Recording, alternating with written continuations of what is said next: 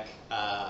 Before starting the introduction paper, I wanted to introduce Kathy Folan, Willie Homenaje's daughter. She wanted to talk for a few minutes about Willie. She's the person pictured here in the middle of the photo. So Kathy, would you like to come up? Yeah. So thank you all for being here today. As I stand here before you, I feel such gratitude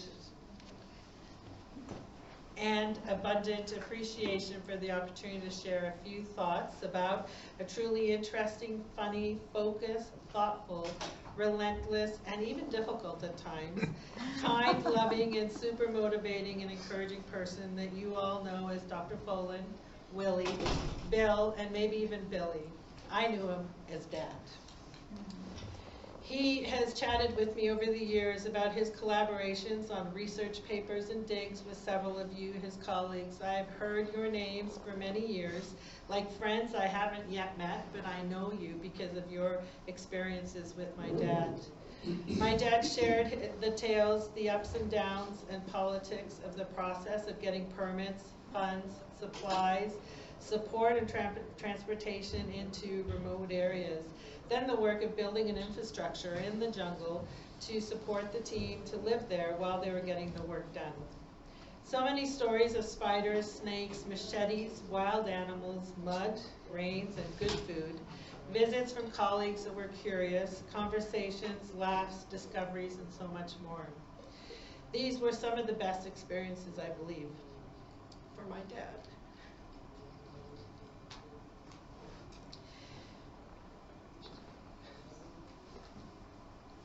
I planned on not doing this. He was thoughtful, and he encouraged others to succeed. He was freely giving of recognition and opportunities for experiences and growth. Sorry. He understood the importance of bringing the community to understanding the value of recognizing what they had, restoring and preserving their culture. He recognized others, encouraged them to succeed and think beyond. He was a genuine and honest person, transparent if he disagreed with you, and supportive when on board. He was a man of few but weighted and meaningful words. He dreamed big. He was of the I can attitude. He anticipated and he knew that he'd have challenges, but it never held him back. My dad often said to me that his two greatest accomplishments were his children and the success with the Kalakmul Biosphere Reserve. His kids, Julie, Pat, and myself, Kathy, we felt fortunate to have him as our dad. I'm being so unprofessional right now. I'm sorry. We were always told when we were little, when he was away, that he was doing very important work. We believed it as kids, and as we grew, we knew it as adults. He has 3 grandkids, Jason, Alana, and Maya, who is named after his life work, and 4 great-grands, Paisley Ann, Ashlyn B., Addison, and Ansley, and we all enjoyed spending a lot of time together. The Kalakmul Biosphere Reserve is an amazing legacy, and if protected, will be a real treasure for generations to come. I'd like to add a 3rd great accomplishment for my dad. He grew a long-lasting, loving, working, amazingly intertwined, productive, and supportive relationship with his wife and partner in life, Linda. So much of what my dad accomplished was because he had her to support him in doing it.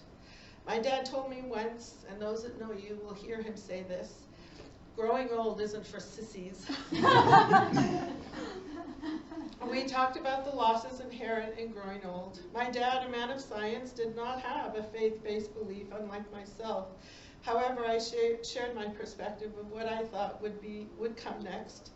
And now I think of him gathering with Walter Taylor, George Stewart, and Roman Pinachan, and mulling over ideas and experiences, and I wonder what they would feel about today. I'd like to share gratitude with today's session organizers and presenters, also appreciate the invite to join you. Thank you all for sharing some of your experiences with my dad over the years and the work that you are moving forward with him. Thank you.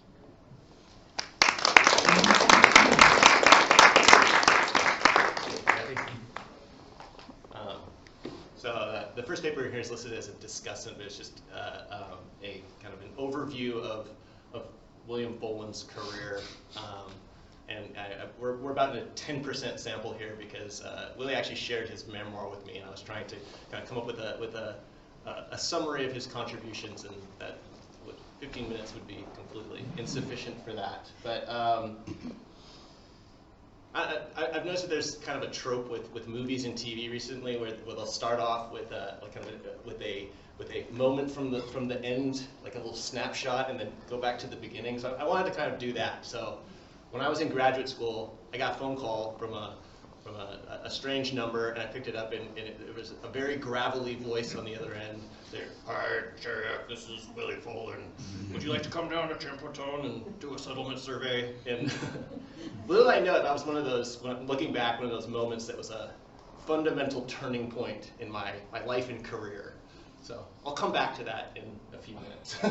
But long before that conversation, this is an excerpt from a memoir that Willie wrote that he shared with me, and I pulled this one point because this is his first introduction to archaeology. So as a child, they went on a family trip to Mexico City, and he went and visited Teotihuacan, and he kind of pointed back at that as a, again, one of those seminal moments in your life that you usually don't recognize as such until long after. But this is a moment from the back in the 1940s when that stuck with him.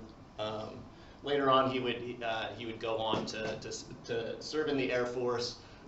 From his memoirs, my impression is that he had all of the jobs, like every job you could possibly imagine, before deciding to pursue a career in archaeology. So this was a picture taken from his time at Mexico City College, which was his first kind of introduction to the study of archaeology. One of the things that's kind of surprised me is I expected a lot of old pictures to have Willie with a full head of hair. I kind of always wondered what he would look like with a full head of hair. My impression is that was never a thing. This is Willie in his 20s, looking not a lot different than he did when I met him.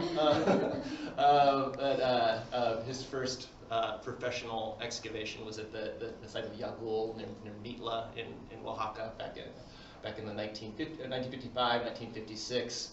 Couldn't find any photos from that era from his work. But, later on he would work with and study with Walter Taylor, somebody who he mentioned constantly. Actually, I didn't know a lot about Walter Taylor before I met Willie, and he talked quite a lot about Walter Taylor's contributions to archaeology. Part of the reason why I wasn't familiar with his work was because he is very effectively blackballed, because he had ideas that I think people in his day weren't quite ready for. But he kind of pointed to Walter Taylor, particularly the conjunctive approach as a fundamental kind of concept or approach to archaeology. Likewise, he also had many stories about Roman Pinachan. So these two, I think, were probably two of his most prominent professional influences, at least from my conversations. That seemed to be the case.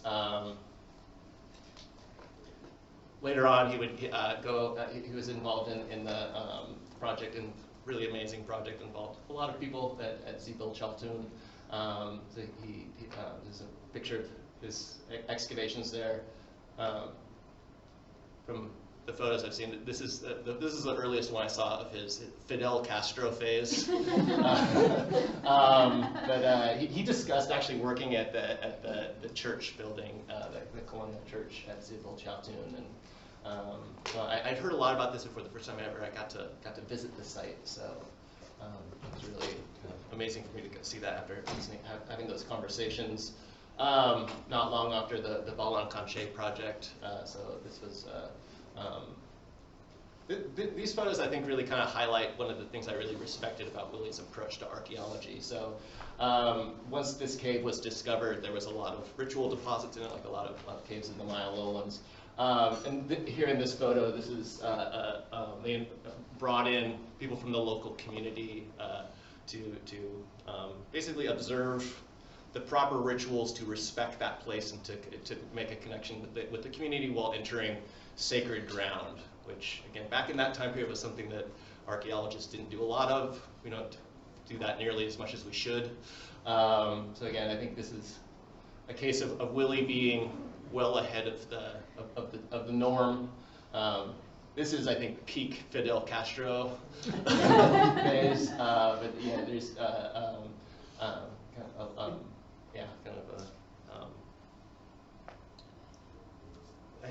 ahead of the times. My first interaction with Willie's work, long before I met him, when I was just starting graduate school, I did a project where we would scan and digitize maps. So we were taking paper settlement survey maps and turning them into something that we could use with the fancy new tool of GIS. So I spent many tedious hours digitizing in structures from the Koba maps, and this is one of, I think, Willie's main, like, from my perspective, one of the most tangible benefits of his work and the projects he put together was the production of really large-scale, detailed settlement survey maps. And we're going to hear from some talks in this session about the technology has changed, but this was in an era when we were starting to get, for the first time, something like a holistic view of what a Maya city looked like, how space was organized, how communities were organized. This is a picture with Linda and Willie standing in front of the structure there. Thompson Yeah, top picture in the top middle, yeah, is J. Eric S. Thompson visiting the project. Around this time, at the Universidad Autónoma de Campeche, Willie played a key role in establishing the Centro de Investigaciones Históricas y Sociales, a really important research institution that's continued to support a lot of path-breaking research in the Maya lowlands. One of the things he's probably best known for is the Kalak Mul project. Willie often told me stories about how when they were planning the Kalak Mul project, that everybody told him, oh, that place is too saqueado, there's nothing there, you're wasting your time, why would you go all the way out there to choose, people trying to convince him to work anywhere but Kalak Mul, and then a few years into that project, it became clear that his intuitions were correct. This is a picture of him with George Stewart at Kalak Mul. Unfortunately, Rosario Dominguez Carrasco couldn't come. This is a picture of Willie and Rosario and Judith and Ricardo Armino from back in the day during the Kalak Mul project. Whenever I visit Kalak Mul, I always think about what it must have been like to work back there, back during that time, like before the road was in, back when everything would have been significantly more complicated from a logistical standpoint. But as with Koba, the results of that project was a amazing map. One of the things that Willie, I think, was really one of his talents as a project director was bringing together people, giving them enough information and guidance to do what they needed to do, but then allowing them to produce good research. And so at this map of Kalak Mul was and continues to be a major contribution to our understanding of that city. I also spent many hours digitizing the corners of buildings from that map, or series of maps, or box set of maps. Willie never liked to take credit for the creation of the Biosphere Reserve at Kalak Mul, but he played a key role in establishing that, which is, again, something that has I think, produced a lasting legacy for the protection of the archaeological site. This was also, he mentioned to me that the reserve was designed to to encompass the Calakmul regional state, which was a result of his work with his collaborations with Joyce Marcus, so this is a picture of Willie in a monitoring the biosphere by Is he air. flying that plane? Yeah. I hope not. And so again, I think Willie made a major contribution to the place today when we go visit. The reserve has again produced a really important, lasting legacy. In the early 2000s, he started work at Champotton, and this is sort of where I came into things. So Willie and a group of researchers, Willie Linda and a group of researchers from the Centro established a project at Champotton. One of the challenges of Champotton is that it's the ancient city is in the same place as the modern city. He did a really amazing excavation on a large, really interesting platform in the northeastern corner of what's the modern city. And this is where I come into it. So when I was in graduate school, my advisor, Marilyn Masson, we were talking about different potential research topics for me. I pitched some ideas, things I thought would be interesting. And one of the things she suggested to me was to go work down in the Gulf Coast, down by the Chontal or Putun area, because Thompson's notion of the Putunes had fallen out of favor, but there was still really a fundamental kind of lack of research in that area. So he's like, my advisor Marilyn's like, go find the Putunes.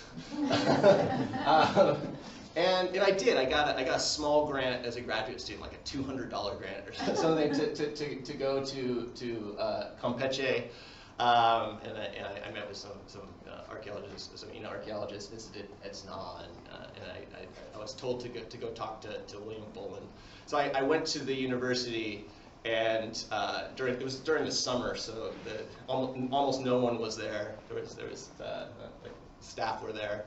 So I didn't get to talk to him, but I left my name, I wrote down my name and phone number on a piece of paper. And my Spanish now isn't good. Back then it was non-existent. So I tried to explain to the people working in the office why I was there.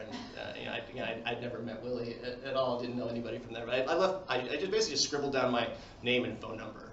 And then a few months later, I got the phone call, which was the first of many phone calls I had with Willie.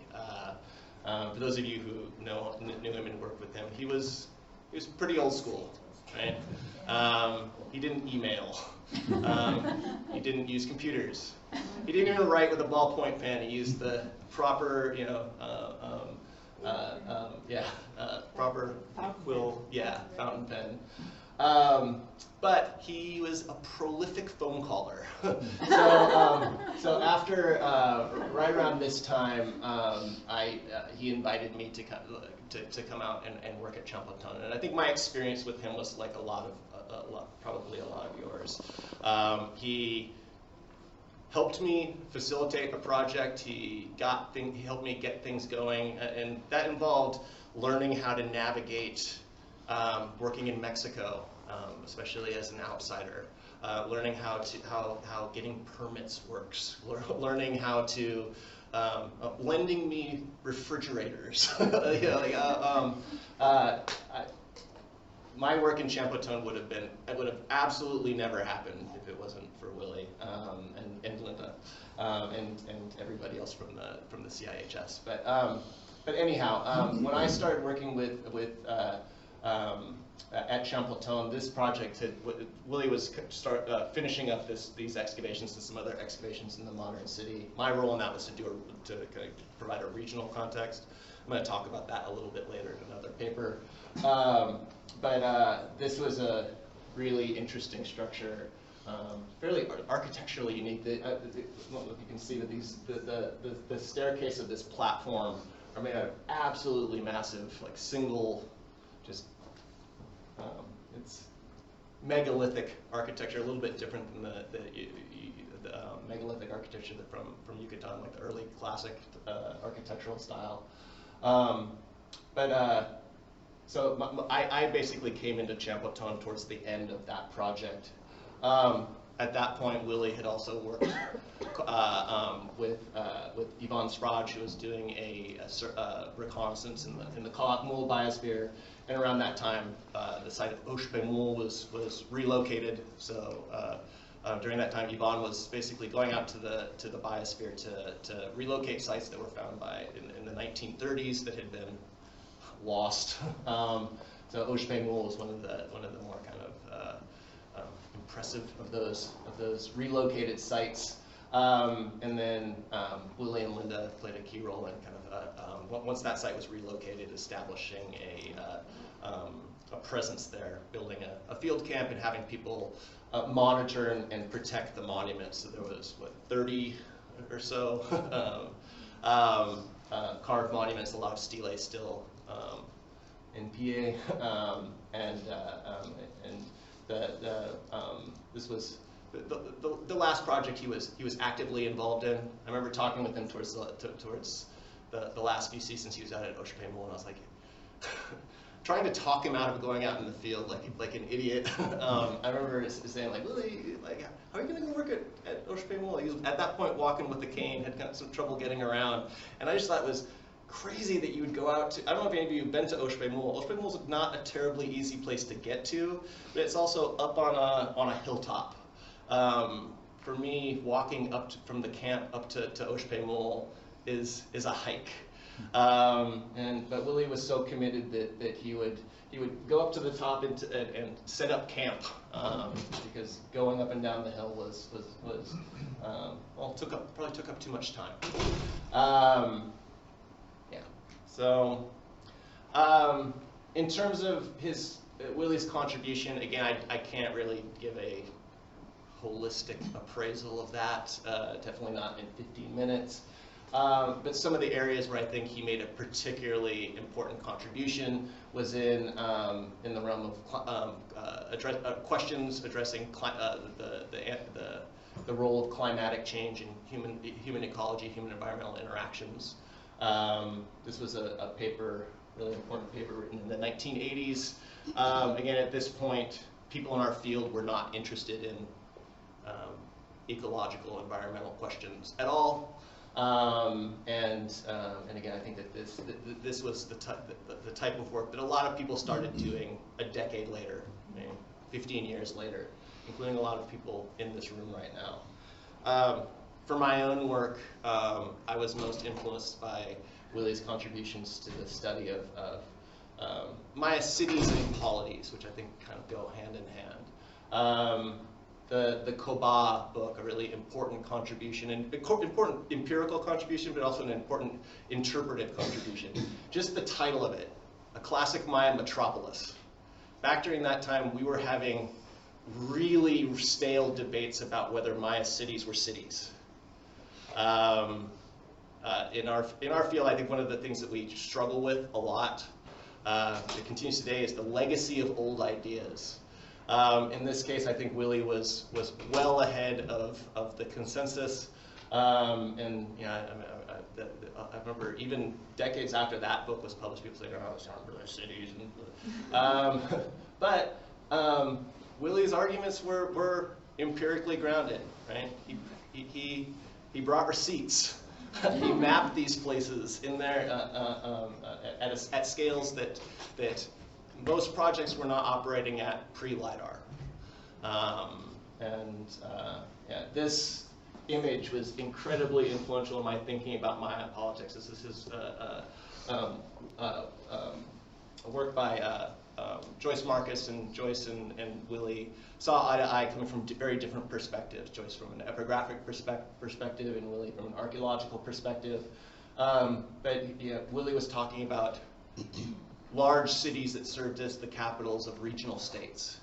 And again, back then we were talking about theater states, decentralized polities, really, I think, ideas that were the legacy of Eric Thompson's vacant ceremonial model and the theocratic polities. Again, in terms of his interpretations of Maya, political organization and urbanism, well ahead of the times. And again, more maps. In all of the projects that Willie directed, there were major contributions in terms of studying settlement patterns and producing really important settlement surveys.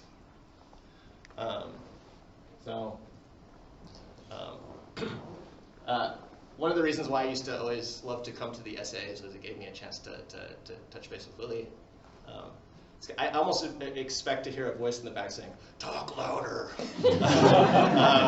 Especially when I met him, Willie would walk into the middle of a presentation, sit down, and his voice carried, and he would say, like, "I can't hear a damn thing they're saying. Speak up." There were also amazing conversations. Willie was absolutely a tireless researcher.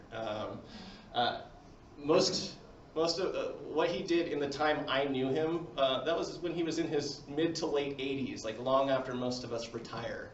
He had a very good career of work between when I met him and when he passed away. And again, like that's whenever I at work, people are asking me about retirement planning. I'm like, I want to go. I want to have a Folan career, right?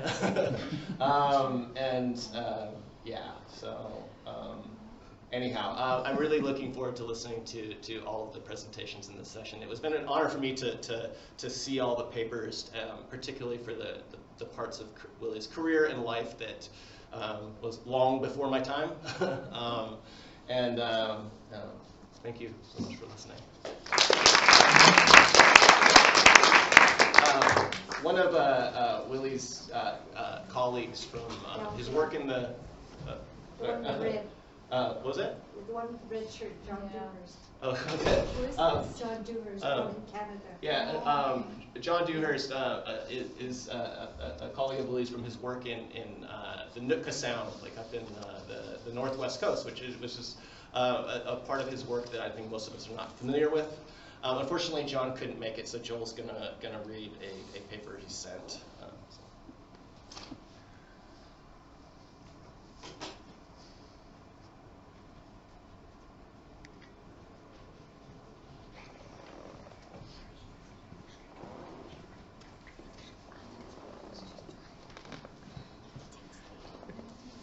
Does this go with John's?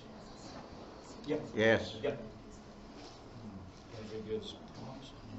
Nothing like reading a paper that you've never seen before. Yeah. Last minute. William J. Folan's Canadian contribution to archaeology and ethnology. So if you divide what we know in this room about in Willie's life into history and prehistory, this is deep in the prehistory. William J. Folan's Canadian contribution to archaeology and ethnohistory.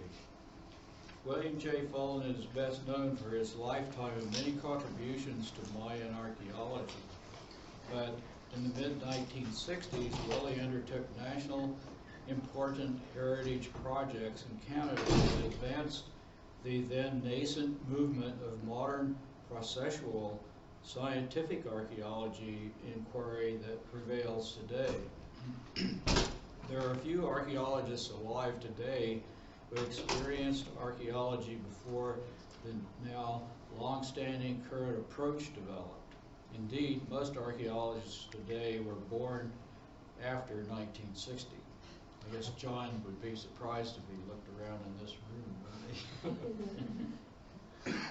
Willie's work in Canada in the 1960s was on the cutting edge in the movement to processual archaeology that prevails today.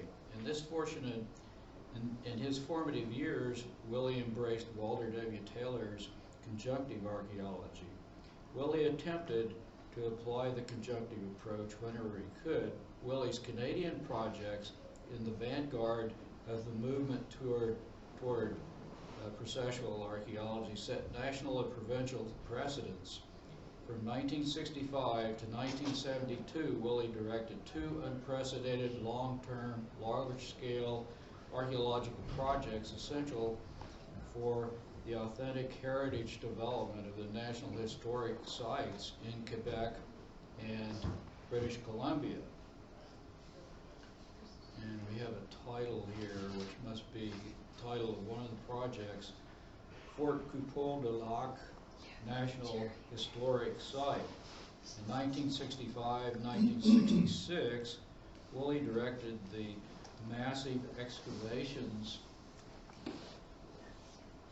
excavation of Fort Coupon du Lac National Historic Site, located 30 miles southwest of Montreal at Coulton Rapids, where the St. Lawrence River is narrowest and most turbulent.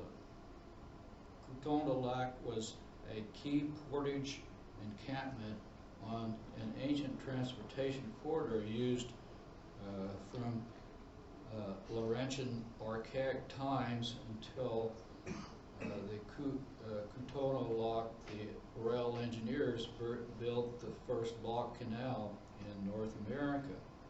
Remarkably, the canal was enclosed within a large star-shaped earthwork fort, typical of advanced military engineering of the day.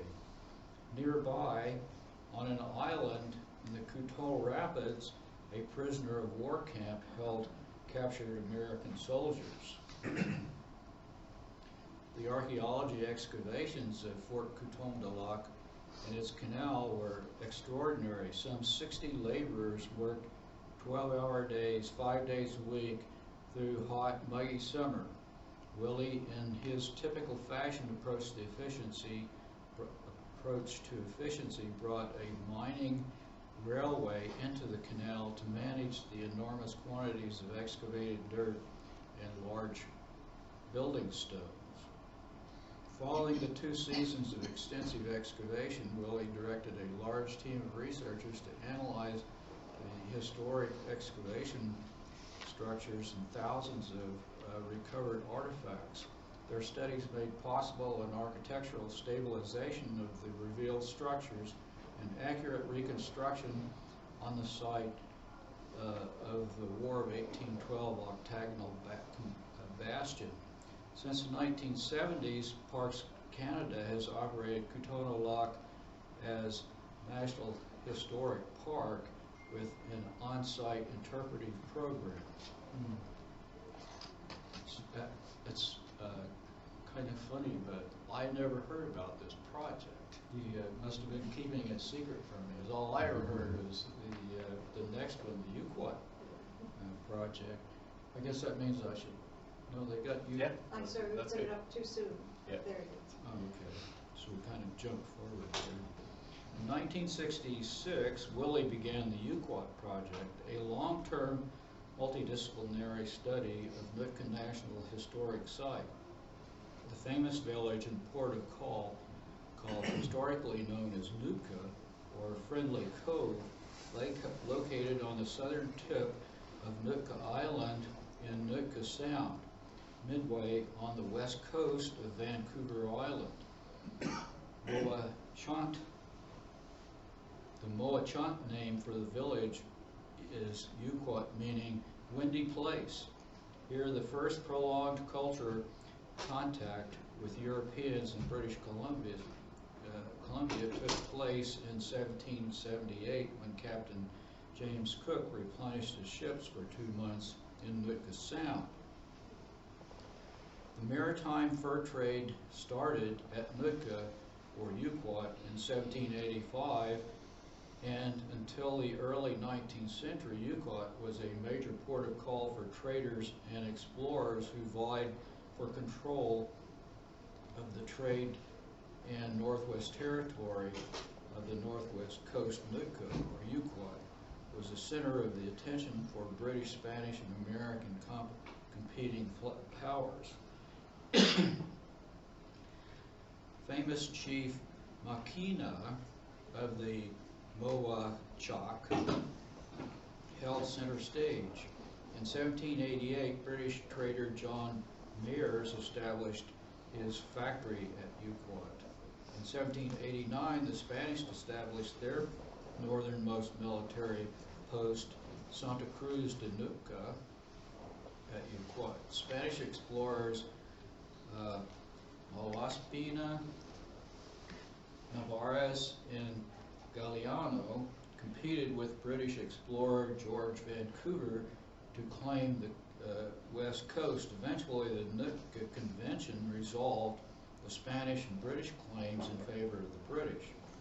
The many first-hand historical observations by British, Spanish, American, and French visitors, and later by Roman Catholic missionaries, are an amazing first-hand record of Moawaka culture, society, and economy, and interpretation between the Moawak and Europeans throughout the historical period.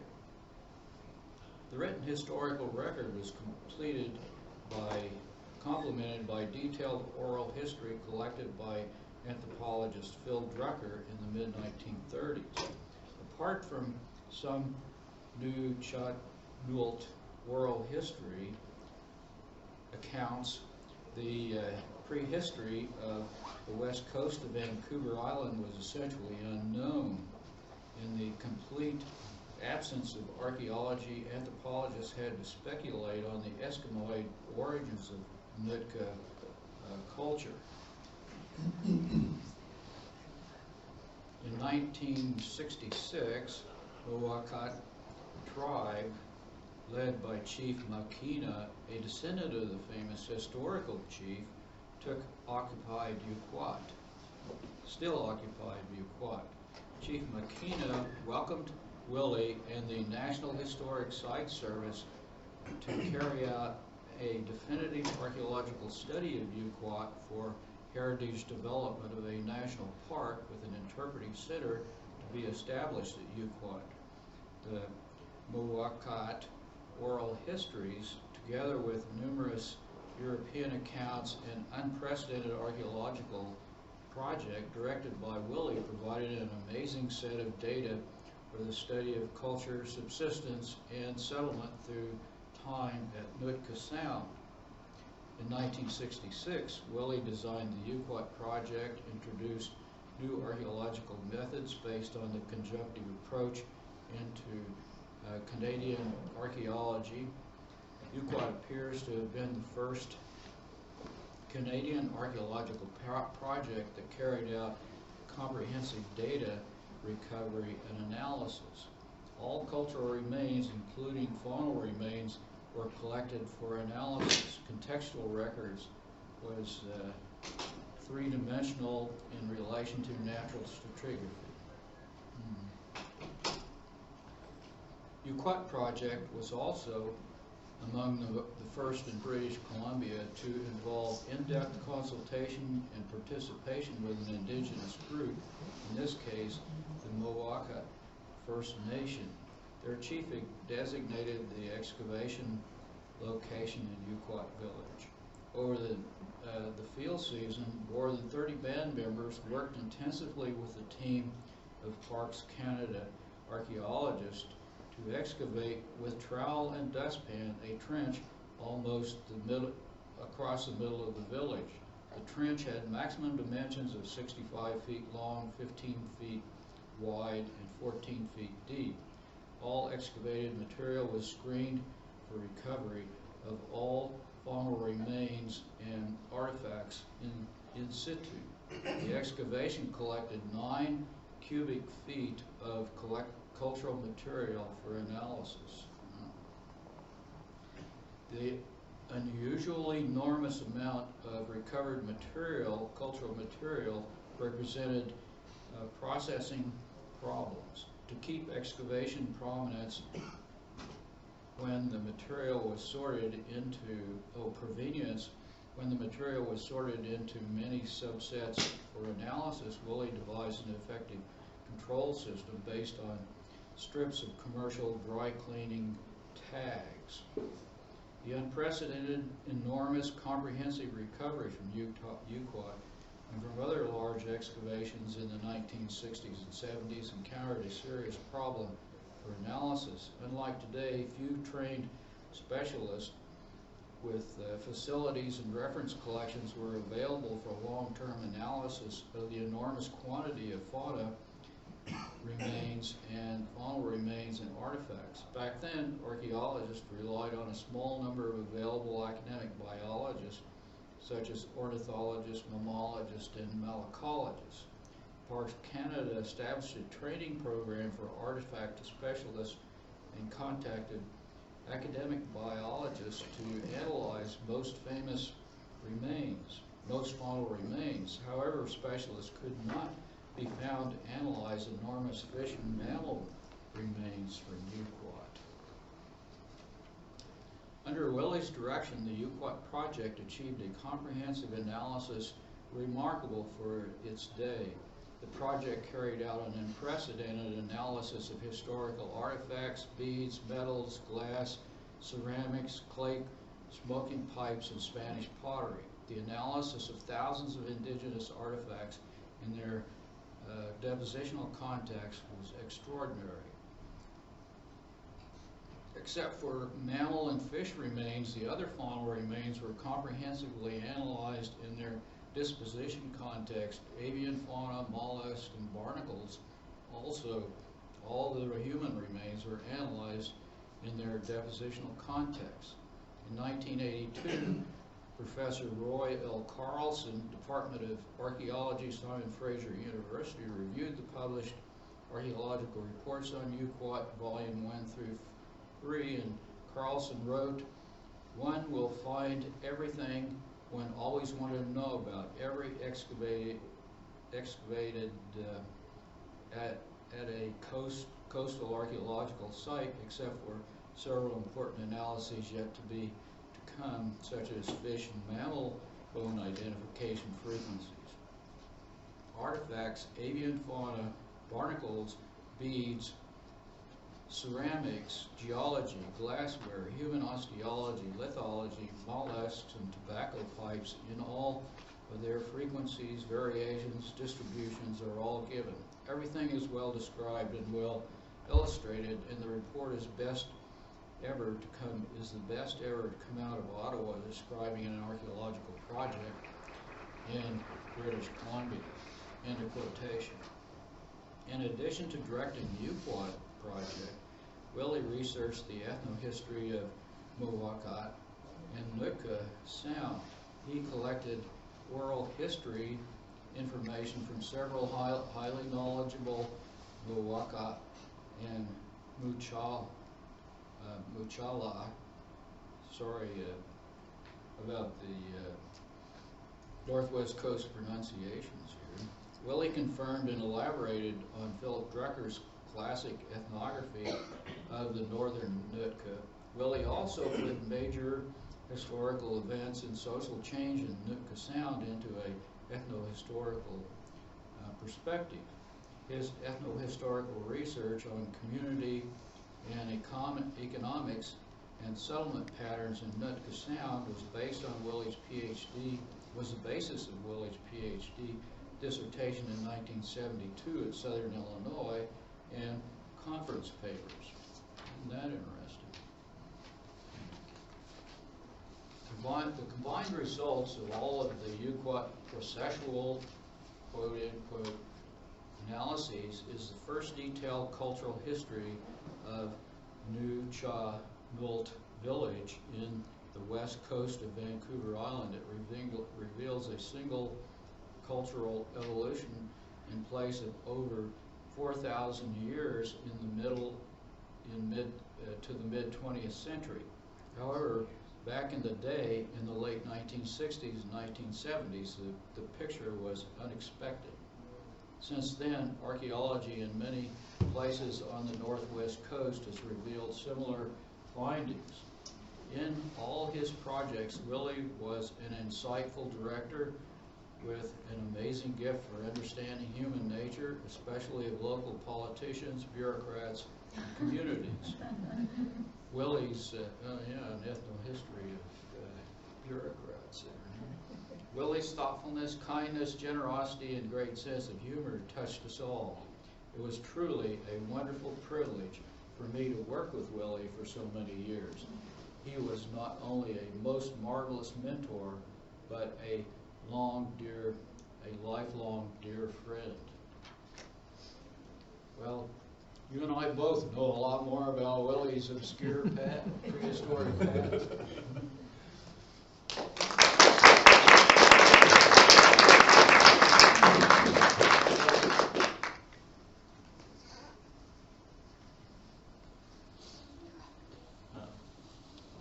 Our next presenter is Joel. Our next paper is We Make Our Way by Our Pens, William J. Folan, Innovator and Inclusionist by Joel Gunn and Linda Flory Folan. Well, I had envisioned that I would be springing this idea of Willie as inclusionist on you, but Jerry's already pretty much covered the scope of Willie's ambitions and visions, and so I think that he acquired a reputation for being a climate determinist, but Willie also went through a lot of other periods of what he did was he spoke endlessly about climate for a while. And I remember when he discovered climate, because I was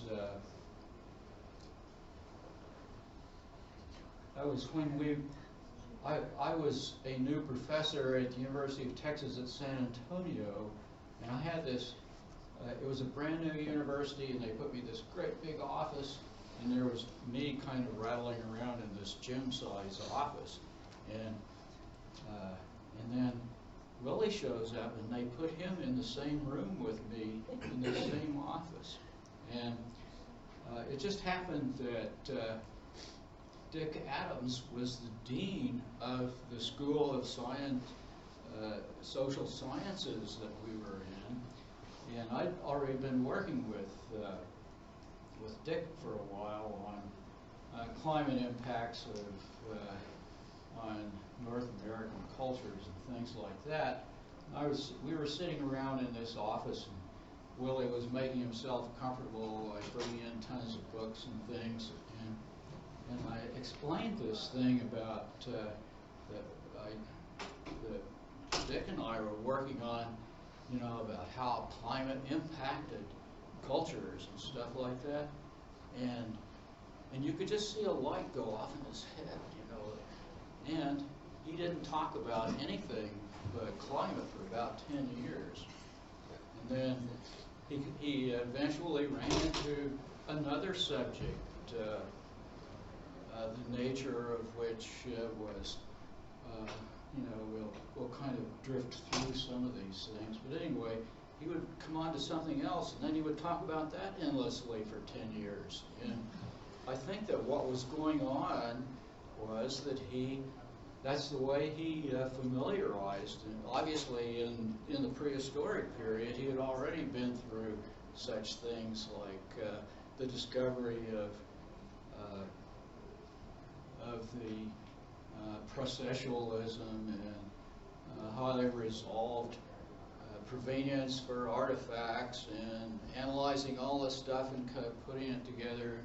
So I'm sure that, in 1960, or was it 65 or something like that, when he started the UQUAP project, he was already very busy about some prehistoric inclusionist ideas, and so by the time that he made 90 years old, he was what you would call not a determinist but an inclusionist, and he was just very you had to be around him for a couple of decades to realize that he was an inclusionist and not a determinist. And I picked out some signposts along the way. 1978 was one of them.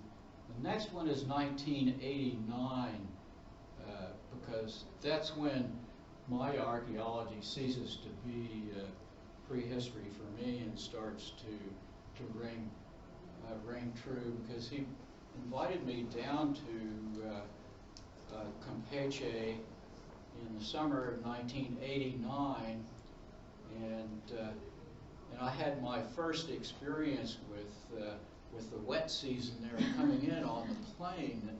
I looked out the window, and this is, I couldn't find, I'm not even certain that I took a photograph of it, but it is burned into my mind, looking out the airplane window and seeing something like this, and there was just a giant sunny sky like you would expect in the Yucatan Peninsula, and a little tiny rain cloud instead of a big one, and a shaft of rain going down to the top and down to the land, and it was just amazing, and especially considering why we were there, which was we took this trip down the west coast, and from Campeche up here, you know, the land of the Yucatan, kind of hilly, west sloping land, and then we went down to the Champatón River, city of Champatón, and then we went to Candelaria, and then we went on up into the mountains. I don't have a very good recollection of where all we went, but it was a lot of this whole scope of the territory there. I think that we went over the mountains into the Usumacinta, headwaters of the Usumacinta, and back down the Usumacinta to through the gap that it goes out into the coastal plain, you know, fully back, and then eventually we ended up turning right at Escarcega and going over to Calakmul, which you must have already been 6 years into the project or something like that. And while we went through the town of Candelaria a couple of times, we visited, we saw the railroad bridge there, and now Willie was always agitating me to read things rather than to ad-lib them, and I never was very good at reading things, as you well know by now, but I thought in honor of Willie's admonitions I would read the next 3 minutes of this talk, if you can bear with me. During the summer of 1989, William J. Folan, Jose Antonio Hernandez Trujillo, and a little aside here, and Jose Antonio's father's new Ford pickup made this trip, and took a lengthy tour of the Yucatan Peninsula west coast swath from the city of Campeche to the Cuchitan Mountains, the hilly lands of the Yucatec-speaking Maya to the towering mountains of the Chol speakers. Between, we covered much of the lower reaches of the Champatón, Desempeño, Usumacinta, and Candelaria watersheds that over subsequent years would stand as the focus of our understanding of the relations between the earth and the people of Campeche. In our company, for part of that way, was Silverio Gallegos Osuna, Milpero of longstanding, who was our local informant in many of Willie's adventures in documenting the ways of tropical gardeners, and my partner in planting a garden in the community of Imi. Part way, we saw the railroad bridge at Candelaria town. This bridge would become immensely important in the science we developed to understand the relationship with the gardeners of the Western Peninsula and the greater Earth system. It was from this bridge that Lenin Augusto Munoz Perez, faithful, who died in 2012, faithful servant of the city of Candelaria, and his son took daily measurements of the depth of the water from 1958 to about 1990. An indication of his dedication is that he continued to collect the data after funding for the observations was discontinued in the early 1980s. His faithfulness would pay off by making his river the observed pulse of the 20th century life in southern Campeche, and by means of mathematical projections, measure the pulse of pre-Columbian upriver civilizations of Calakmul and El Mirador. It was also the nexus around which many scientists came to play important roles in what developed Maria del Rosario, Dominguez Carrasco, Ernesto Vargas Pacheco, Betty B. Faust, John W. Dade, Maria Torrescano Valle, Alfred Siemens, and many more who contributed to the understanding of the landscape from Calakmul to the sea. And that project, I guess it didn't like my taking time out. That project started out with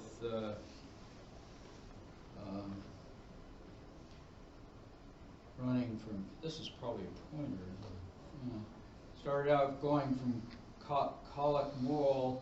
We did coring in the Bajos and up in there, did various kinds of observations all the way down to the Candelaria Delta, where we had a core there. All this analyzed by Nuria and various other kinds of things that defined what that landscape was about. And that eventually gave us the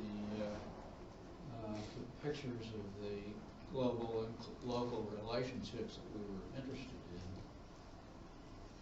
in. And so that was that was the outcome of the 1989 thing. And what is this, 30 years later is when we finally published this final Calakmul to the Sea article, which I think draws all of that together. And this is Silveria on me planting our garden and me. And this is one of, come to realize, one of Willie's obsessions, which Linda must have heard more about this than me. But anyway, he was a cultural activist, a secret cultural activist, I guess.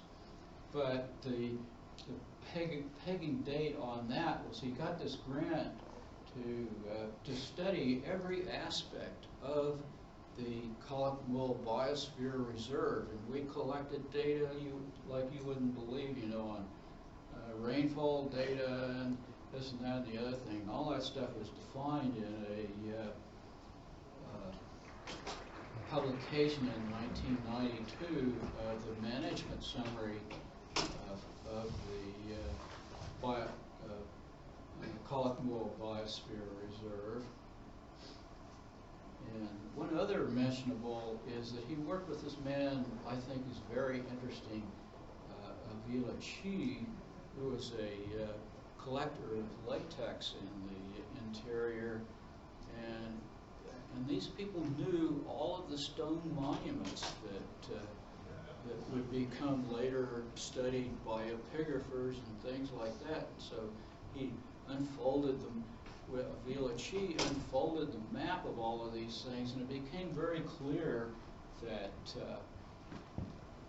the old cities in the interior had become the concentration stations where they boiled the latex and did all of those sorts of things. Well, I'm sure that my time is up long past by now. Anyway, there's Rosario performing, sitting in the shadow of her 250,000 shirts, and there's the saga of Calakmul told in stones, and there's Willie smiling down on the whole thing. This is an interesting little episode. The 2009 mark was when he was given a study by or a lifetime recognition award, and what was interesting about this that I'm not sure is the truth. Belinda might be able to shed some light on it, but I think that Willie wanted to give me a Lifetime Achievement Award, but I think that the university would not give me an achievement award unless they gave Willie a Lifetime Achievement Award, unless Willie would accept a Lifetime Achievement Award. And so he had been running around being humble Willie, you know, and they tricked him into accepting a Lifetime Achievement Award. And there's Nuria and her sampling of ponds, but I think that this would have happened, you know, 2019. Certainly Willie, well into his 90s, he had a very rapid intelligence when it came to comprehending things like complex adaptive systems and attractors and things like that. So he rushed this into publication. The way we always did things is we would publish things first in the Información series in his center there, and then it would eventually go out into peer-reviewed journals and things. And so he was still busy mastering the art of modern archaeology to his late times. Here's some of his obsessions that I'm acquainted with. Obviously, there are many others. So, thank you for your attention.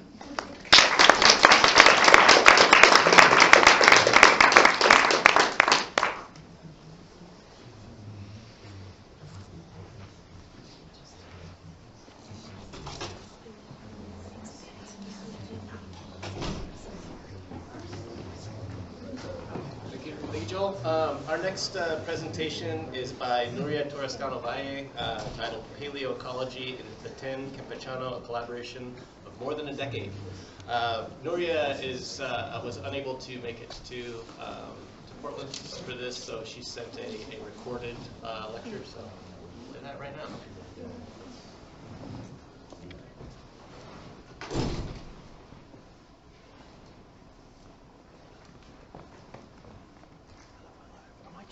When I recently joined ECOSUR, I visited Dr. Folan. I introduced myself and gave him my PhD thesis. I was very nervous and cold how to speak because I knew Will's trajectory and famed one. I did not get much out of that meeting. The doctor looked at me very skeptically and doubted my data. After a week, I received a call from him in which he congratulated me on my thesis and the information I presented. He invited me to collaborate with him, and thus began a collaboration and friendship of more than a decade. The paleoenvironmental study of the Panlao Lagoon was one of our first collaborations.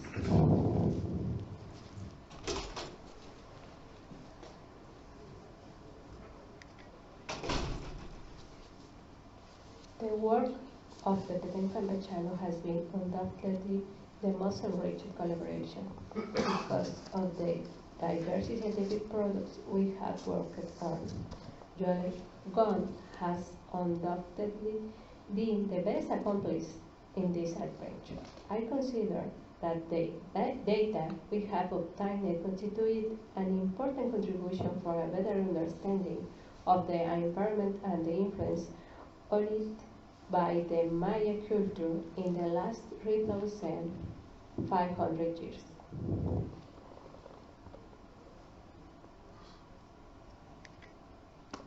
Understanding the human dimension in bioenvironmental study has been one of the most complicated lessons for me. Willie and Joel have been my teachers and have made me understand how fundamental it is integrated into my work. The research they have done in the Yucatan Peninsula has been fundamental to give a human and historical context to my finds. Our work has focused on 4 aspects: study and understand human influence on the environment, identify and differentiate natural and human signals, find the beginning of agricultural activity and reconstruct its history, identify and understand the environmental process that promotes the Maya collapse.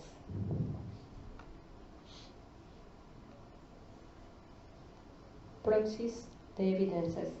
The sources of evidences we have used are pollen, elemental geochemistry, pyroclastic material, and radiocarbon isotopes.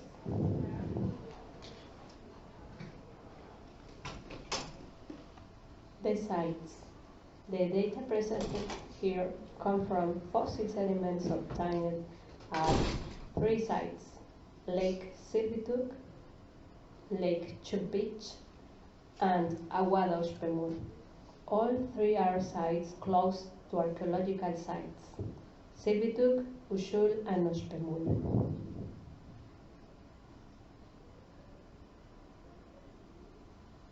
Results.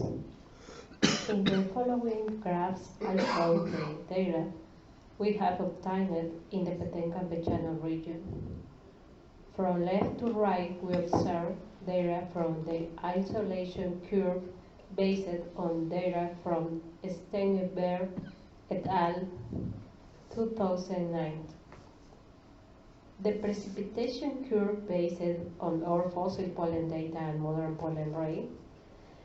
The comparative curve between fossil sediment carbonate data from Lake Chichen-Canab in the northern Yucatan Peninsula, Lake Petén Itzá, and the merged data curve from the 3 sites under our study. The continuous graph showed the comparison of tropical forest vegetation, disturbance vegetation, crops, and corn. This comparison was made with the Lake Petén Itzá because there is no pollen data available for Chichen-Canab. As you can see, we have identified several droughts. We highlight those that occurred during the classic and post-classic periods, based on the fact that during the pre-classic the precipitation was higher. It was also possible to identify difference between the north and southern regions of the Yucatan Peninsula. We identified the response of vegetation and climate to the eruption of the Chichón volcano during the 6th century. We identified that the Little Ice Age was wetter in the south than in the north. It was also possible to identify when agriculture collapsed.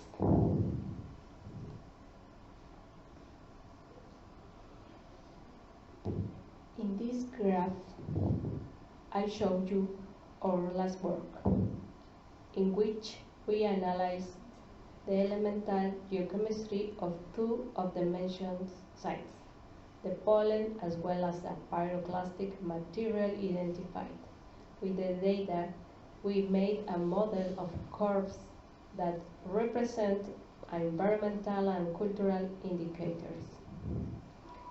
The increase in the titanium iron curve explains the phases of higher precipitation and runoff. The increase in the calcium, titanium, iron, and potassium curve explains the events of greater drought. The agriculture curve combines data for crops and corn. The gray bands show the drought phases. The more intensive the color, the greater the intensity of the drought. The blue bands show the phases of high precipitation. Small rectangles show periods of drought identified by Howe et al. 2003, except for the year 3060 Common Era. The phases of greater drought correspond to the Classic, a period in which strong and prolonged phases of lower precipitation are identified. At the base you can observe an icon representing a Chichon volcano. The occurrence data we taken from Macias and Arce 2019. According to this data model, we observe that the eruptions promote more periods of precipitation than drought, even when several occur in phases of lower precipitation. As mentioned by several authors, the most severe eruption promote late Antiquity Little Ice Age and Little Ice Age. The Petén Campechano reveals that these phases were a greater precipitation in the region.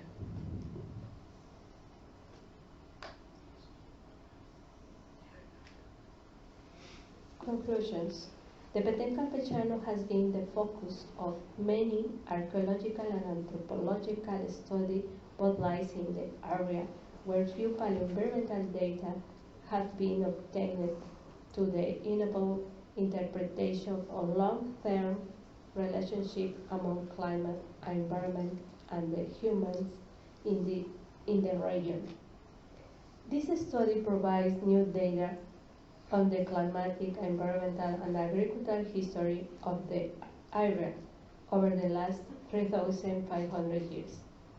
Our comparison supports the observation of pitch and downing related to the high hydric vulnerability of the central western region of the Yucatan Peninsula. Volcanic activity in Mesoamerica played an important role in the environmental history of the region of the Petén Campechano, mainly during the Classic. In the Little Ice Age, the Petén Campechano experienced high rainfall, mainly at the beginning and the end of this phase, which the climate conditions at odds with those in the northern Yucatan Peninsula.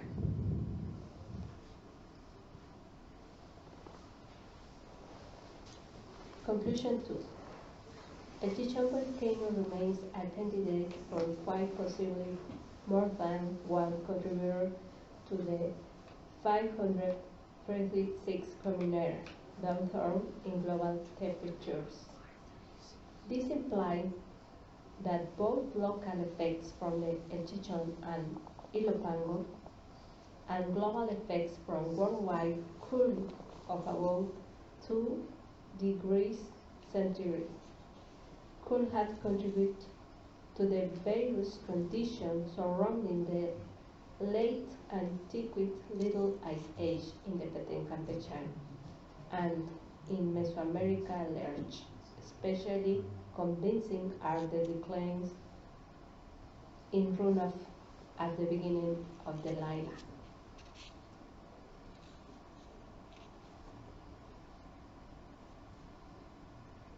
Conclusion 3.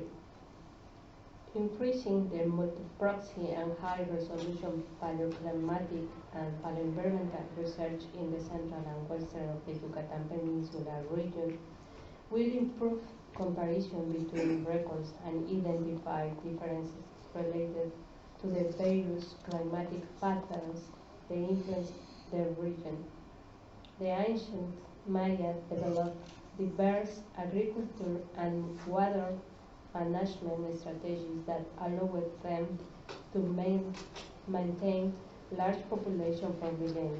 However, late Classic climate change, particularly severe and prolonged droughts, apparently made it impossible for the island Maya to adapt. leading straight to the coastal city, which persisted on an even large adversary base. It is likely that the abandonment of the late classic sites triggered the cultural and political change that marked the end of the Khan dynasty. Acknowledgements. I'm deeply grateful for the knowledge, collaboration, and friendship shared by Willie and Joel towards me during all these years.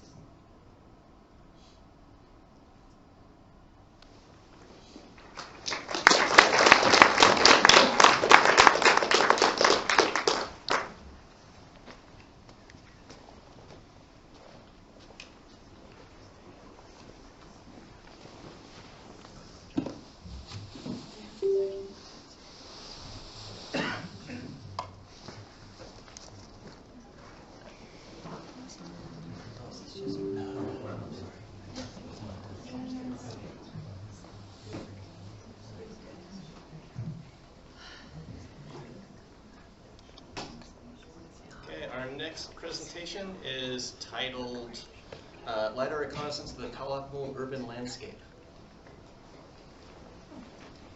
Thank you for coming and to this session in honor of Willie Folan. I want to acknowledge all the support Willie and the Autonomous University of Campeche has given to our project over the past decade since 2011. When we showed up on your doorstep and you gave us a truck. And we are eternally grateful. Our lab is at the Autonomous University of Campeche, and I am only very, very sad that I cannot share this LiDAR with Willie because I know he would be thrilled. We are happy to carry on the settlement survey that he started so admirably in the 1980s and talk about how this work is really a continuation of his regional work in the area. We have to date collected almost 200 square kilometers of LiDAR in the southern part of the Calakmul Basin. I won't go into the biosphere, you all know where it is from the other talks. This is our newest LiDAR acquisition. This is 94 square kilometers centered on the site of Calakmul.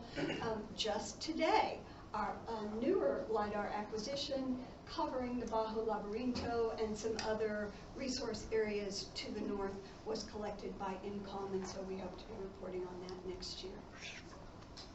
We want to really talk, though, about the quality of the map that Willie did in the 1980s. He mapped this area, as you've seen in some other slides, with some of his colleagues, and the complete map covered 30 kilometers and discovered over 6,195 structures with a density of 206 structures per square kilometer. This is a copy of his map. This is the LiDAR acquisition on top of it. His map is remarkably accurate. He has discovered 75% of the structures that we found with LiDAR by doing tape and compass mapping in the 1980s. It is an astonishing feat, and if you've ever hacked through the jungles at Calakmul, you would know even more why it is astonishing.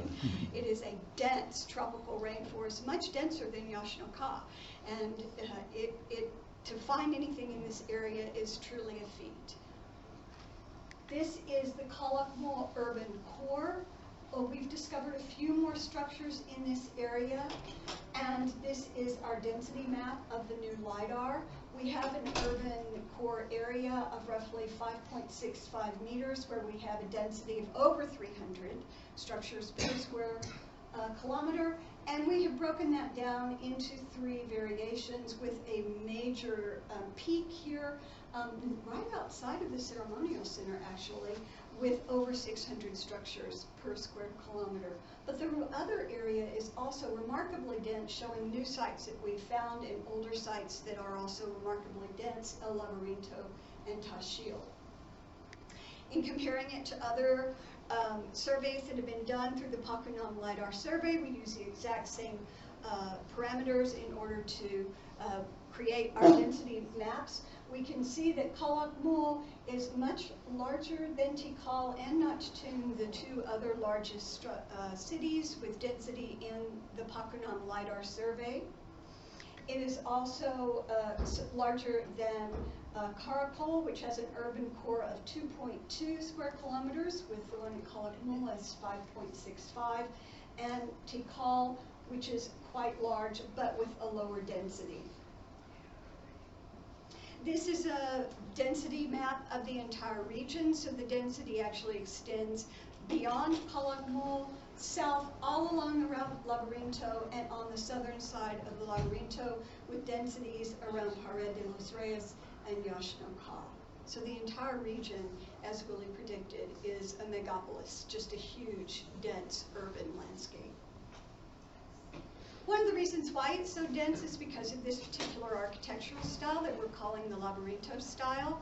Willie documented these, but they really show up remarkably well in the LiDAR. They are multi-courtyard residential complexes, many of them quite large. This one has 54 individual structures, one with 34, which we consider these medium-sized, another one with 56, another one with 42, many with large plazas, another one with 64 at Laberinto. This one actually might be a marketplace. We need to get in there and check. If so, it would fall off of our residential and become a marketplace marker. One at Pared de los Reyes, which is the largest one we've documented thus far. It has 66 rooms, or room blocks, more rooms, just room platforms. And then the one at Yaxhnocal, which is 60 square kilometers. The ones at Pared de los Reyes and Yaxhnocal look slightly different because they were taken with a different sensor, which doesn't give us the number of points per square meter that we get with the newer Titan. In comparison, the organic growth of these compounds is very reminiscent of what we're seeing at sites further north, like Chaktoon. And these are all to scale, so these are all the same scale. But this is from the Chaktoon Ceremonial Center, and these are just houses at Calakmul. Interestingly, they are quite similar, not in overall layout, but in size and complexity to those at Teotihuacan.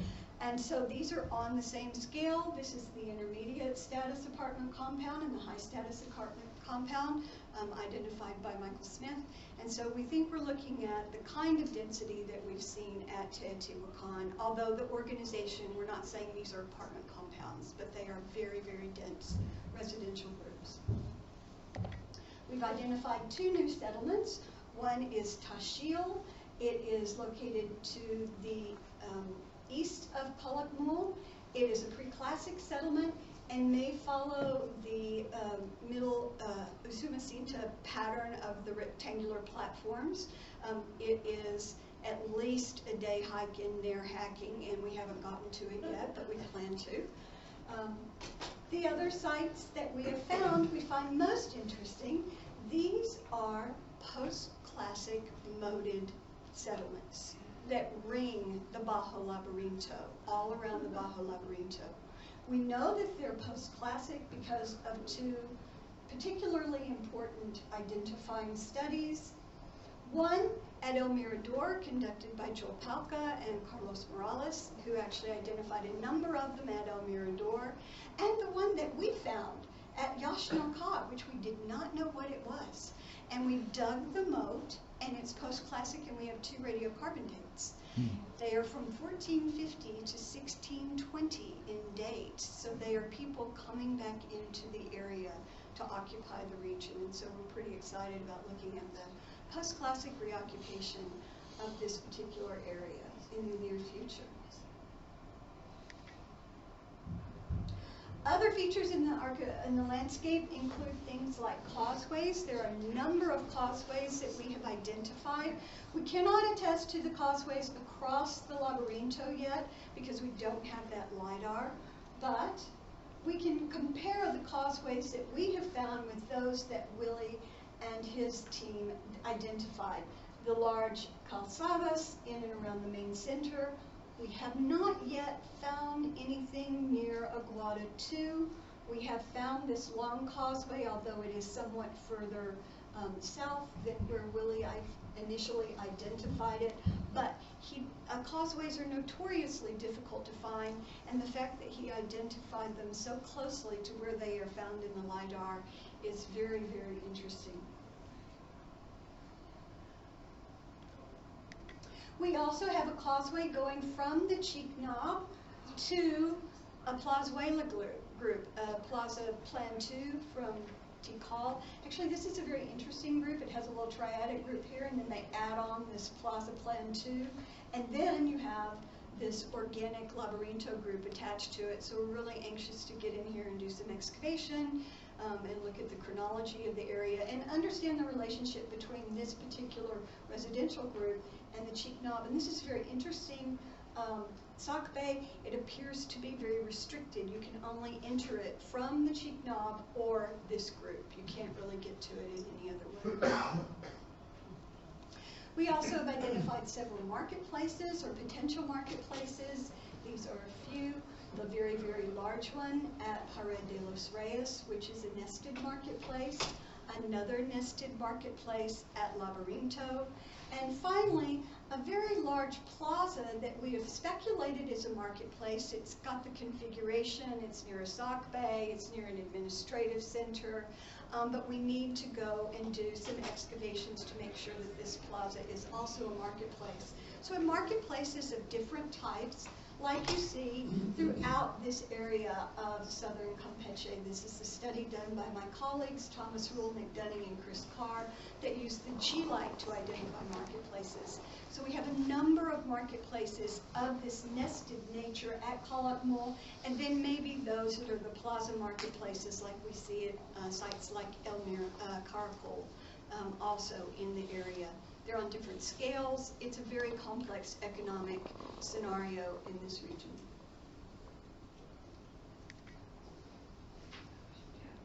Yeah, I'm actually ahead of time. We also have found a number of agricultural features. So this is from an upland bajo. We have identified a number of channels in this area coming off, and it is quite interesting in the amount of channeling in many of these bajos. We don't have a lot of data yet from the Laberinto to look at the channels in the Laberinto, but we hope to be getting this in the next year. And then we have the landscape modifications in the upland areas. Every inch of this landscape is modified. We have terraces, we have albaradas, we have soil dams, we have, in other areas, we have reservoirs in upland areas.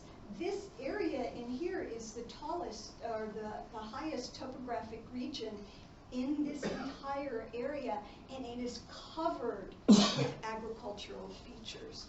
They were using absolutely every square inch of land to feed the population and likely to export things to different places from Calakmul, and looking at some cash crops and commodities.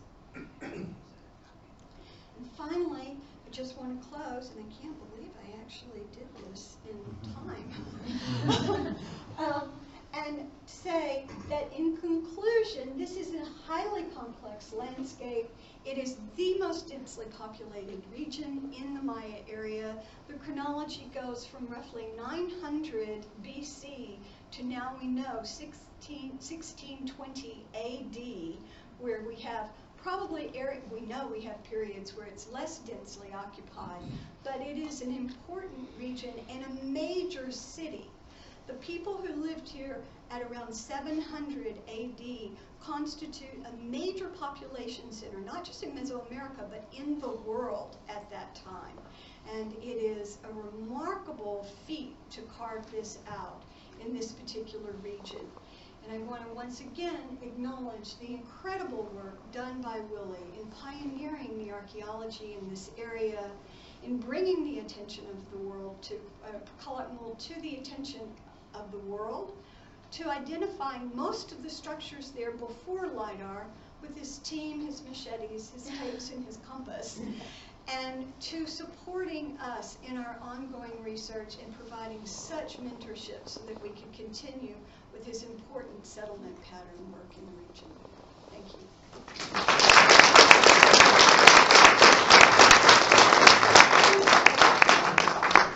Our acknowledgements, our sponsors, and our team.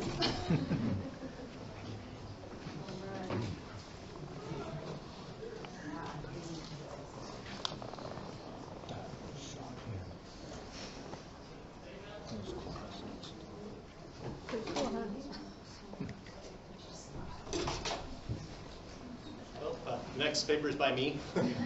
As I mentioned earlier, this is a project that was an offshoot of Willie's work in Champotone. It was also heavily influenced by his work on cities and urbanism. So today I was going to, the goal of this paper is to focus on changing urban traditions in Champotone and the Rio Champotone drainage.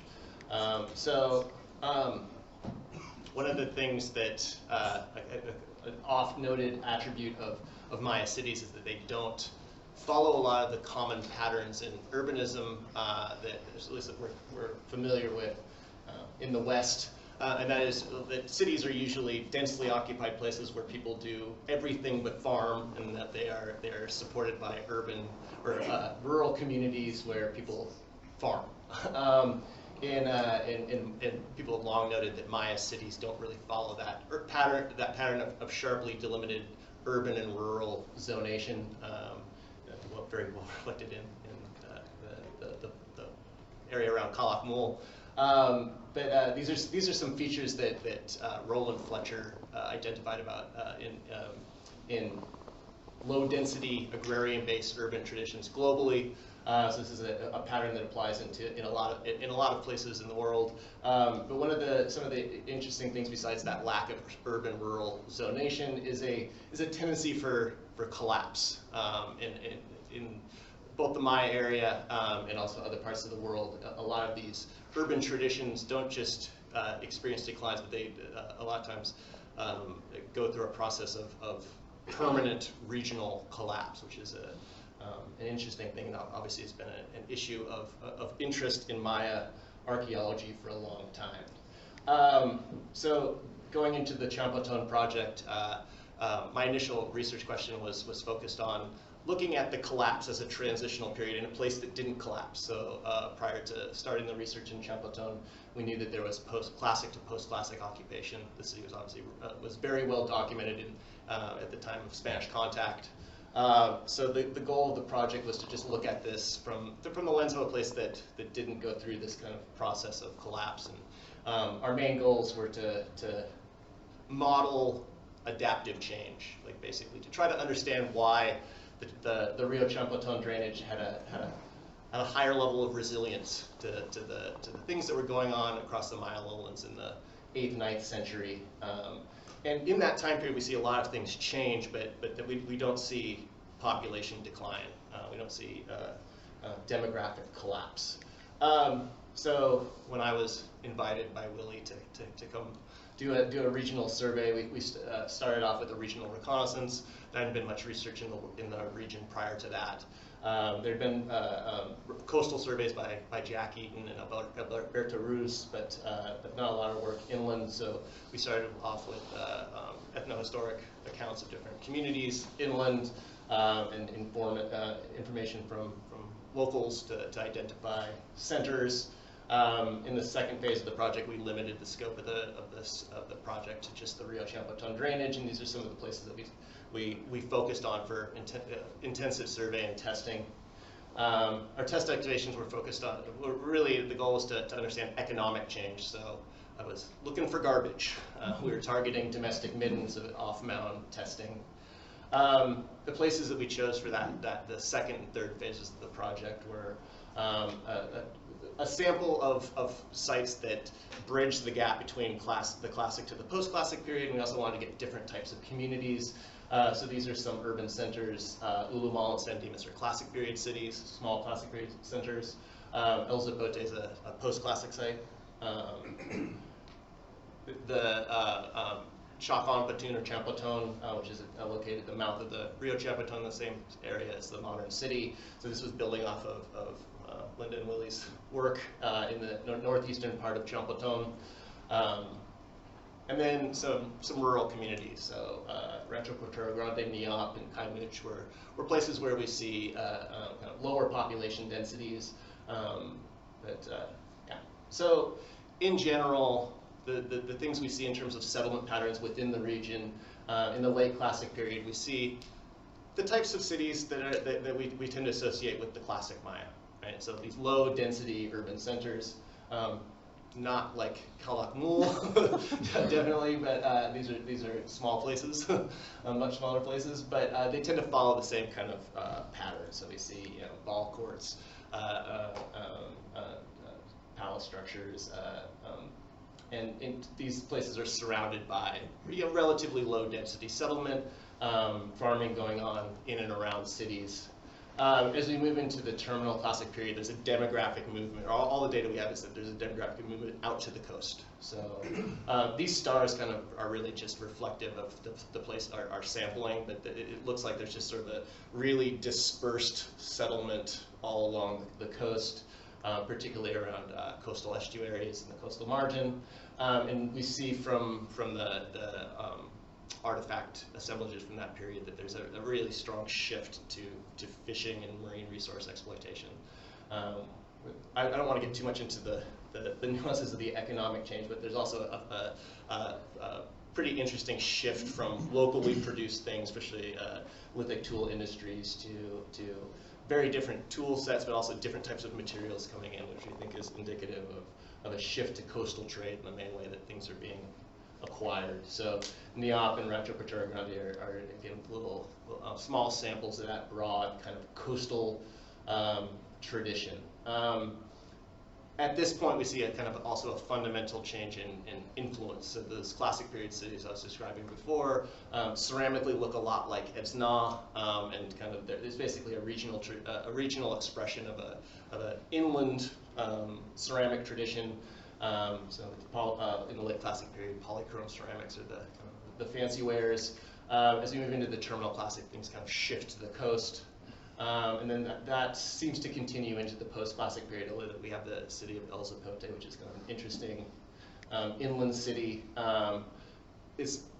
The modern urban sprawl in Champotón makes it hard for us to map Champotón, or what was referred to as Chaconpatun previously.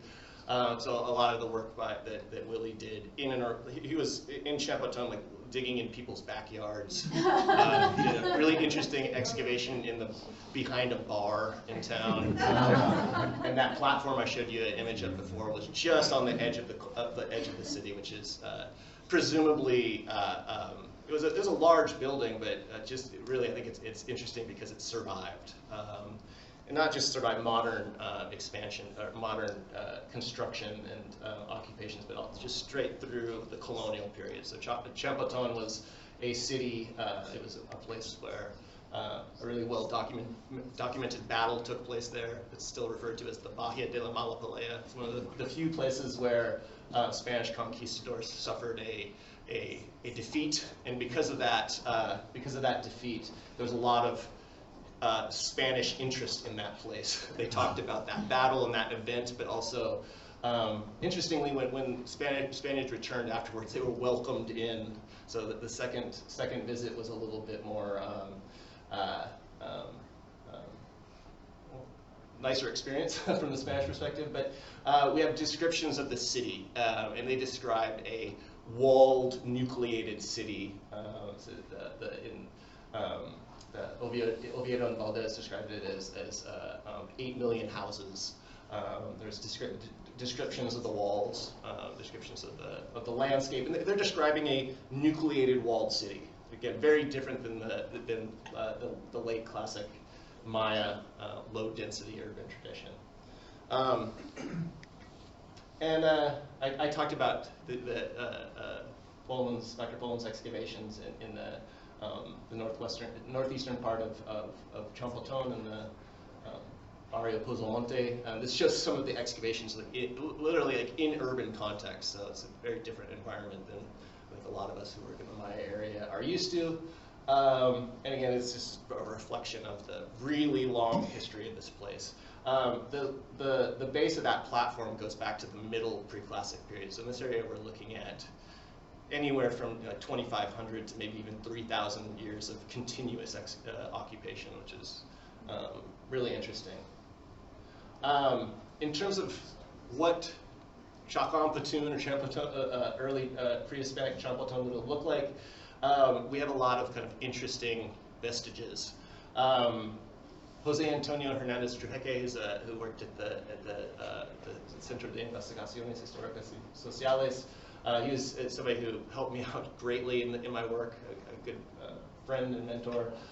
He did a project where he just went around and documented column drums with a GPS in front of people's houses. You can see, like in that picture right there.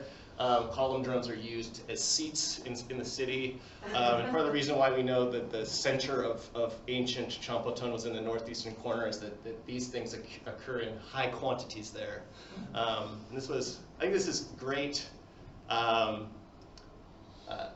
A great way, almost like on the ground big data. Just running around the GPS unit, taking points for column drums sitting in front of houses. Obviously, this house is a colonial house, but it's got a reutilized stone. This was a guy, Rocky, who's one of Jose Antonio's uncle. They did an excavation out in front of the sidewalk and just pulled out this giant stone, which is again similar to some of the architectural elements in Group 1. Now again, this is a very Champotonero kind of way of interacting with the past. This, in terms of settlement patterns, it's kind of hard to, unlike some of the other places we worked at, Champoton we really can't map the distributions of structures, but we can look at what we see from kind of a large-scale perspective, just in terms of chronology. So in the terminal classic, we see kind of stuff everywhere, right? And again, I think that this is more kind of just something that it probably extends outside of this as well. As we move into the post-classic, though, it concentrates around the mouth of the river. And again, there's some Spanish sources that that talk about things on the north coast, north side of the Rio Champoton. But we definitely see post-classic period occupations concentrating heavily here. Unfortunately, we can't facet the late post-classic and the early post-classic. Kind of a common issue we see in other parts of the Maya lowlands. Something we're hoping to work on. But there's clearly a nucleation, and this aligns well with the ethnohistoric sources, right? A walled, nucleated city.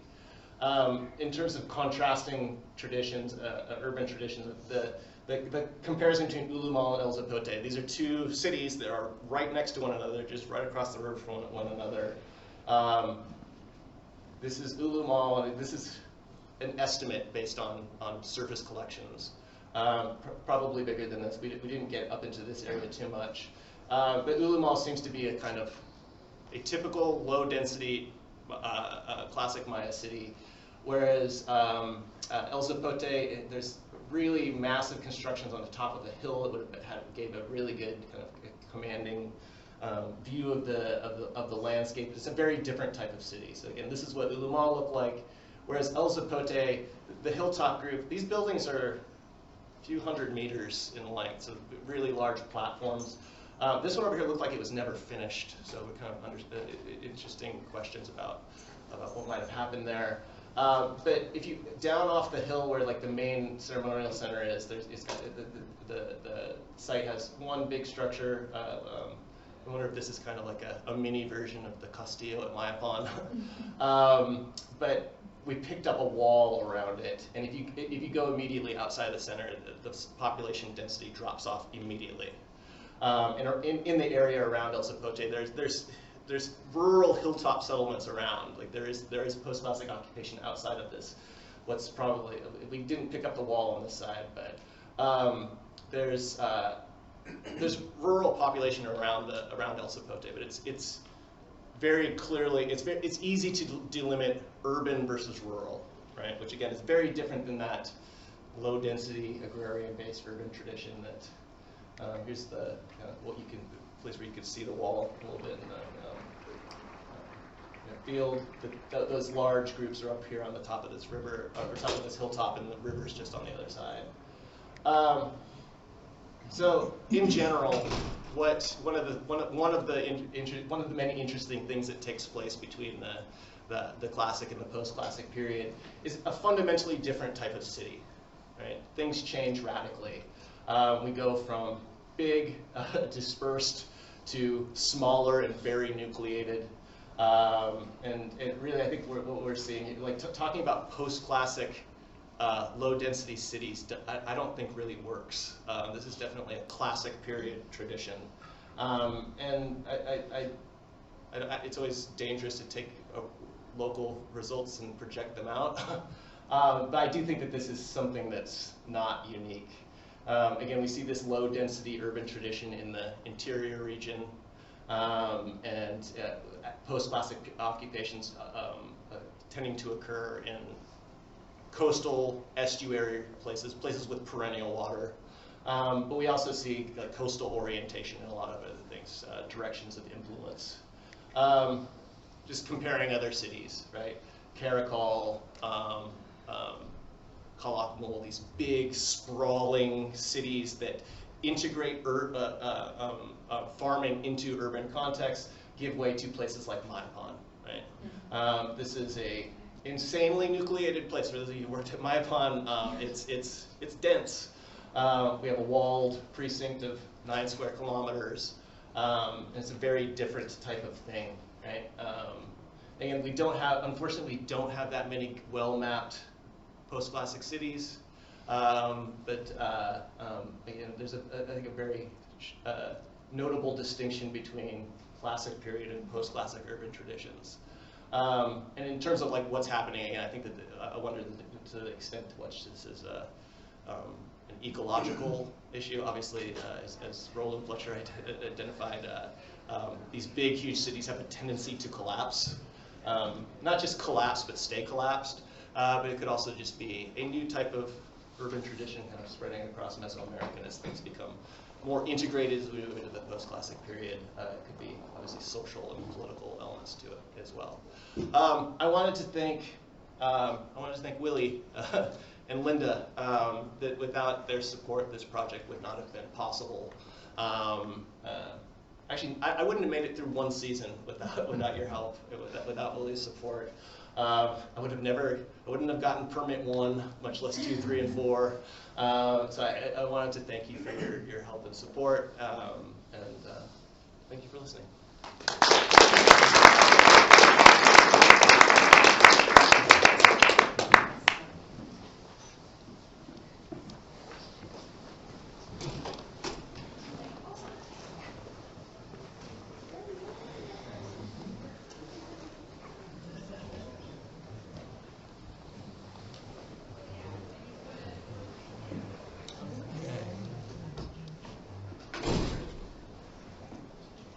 Our next presentation, titled "Bones and Ritual Among the Ancient Maya Kalakmul Champoton Campeche: Celebrating the Legacy of Dr. William Folan," by. Thank you.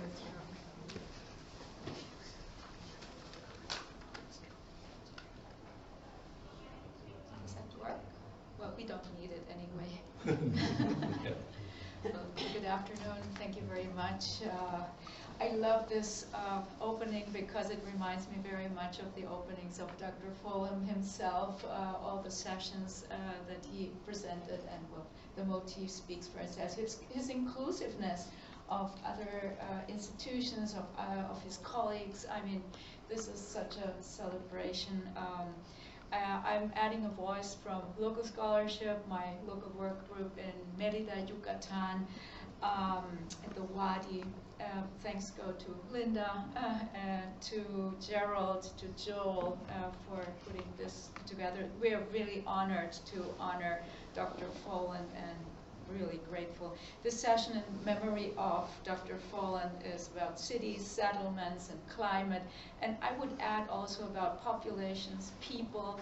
I would add about kings. I would add about life and death. I would add about, he was so multifaceted, the Folans. I mean, it was like openness. And I want to acknowledge here his continued support of the work group, of, well, so many rounds of discussions, of opening up a reality. And among all those academic realities, there's also a reality that is in Campeche, because the Folans are part of an established group of local, the crust, the Campeche crust, the coffee group of Dr. Folan with Fito and other very, very established families in Campeche. We were really honored to be a little bit part of that and of writing another chapter together.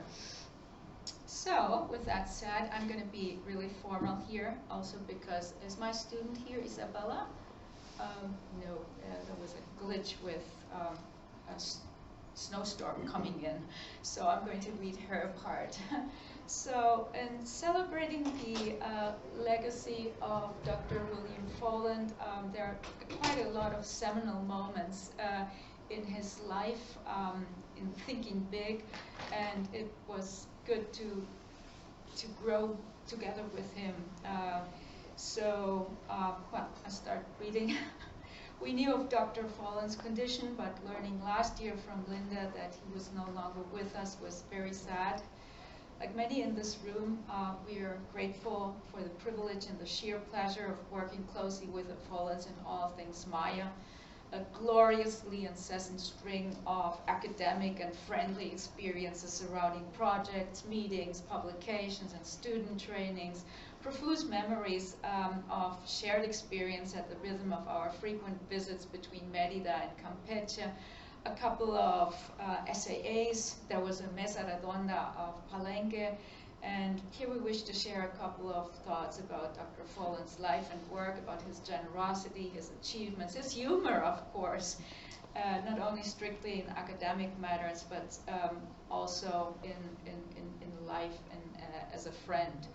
I want to underline his solidly founded work, empirically founded work, as we have seen along these presentations, forging and fostering academic work groups from within, conducting interdisciplinary research, and about sharing and creating opportunities, particularly among our younger generations. I want to recall that he has financed 7 TAs over the years, 3 years of 7 TAs, which translates in 21 years of solid work that has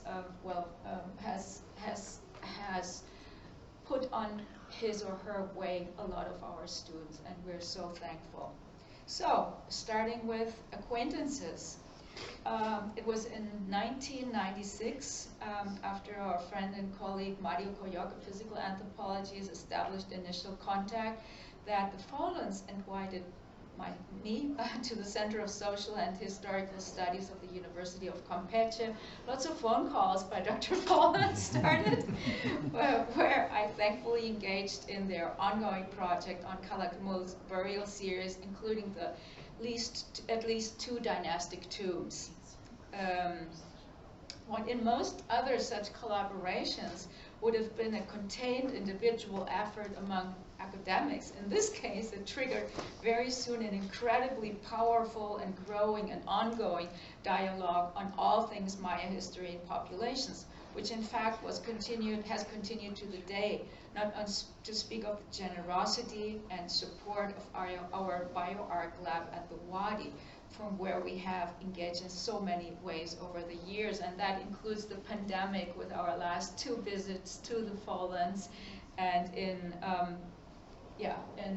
sharing. This is still before the pandemics, where the crowd of the Wadi, the Sinva staff, and Sisi and others engaged in an encounter that was geared towards archaeometry, which is still another interest that was promoted, supported, and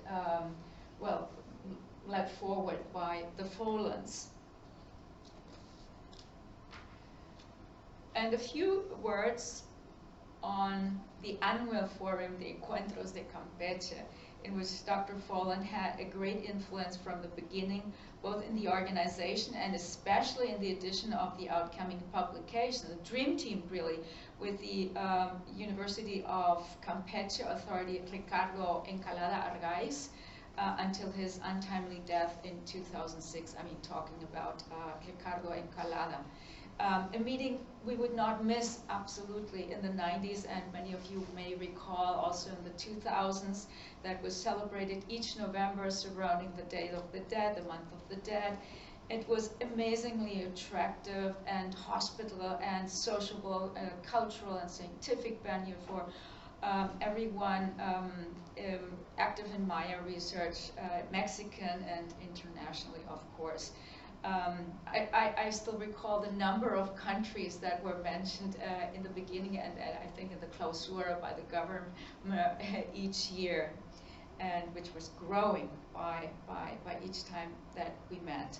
So I believe that during the years Dr. Folan organized this cycle, he has managed to establish a form of knowledge and discussion of great impact in our academic community, as few other Mayanist events have achieved, just because it was so attractive, because it was so social, it was so amenable. And this he did from at home, from Campeche, not spending huge amounts of money organizing this outside.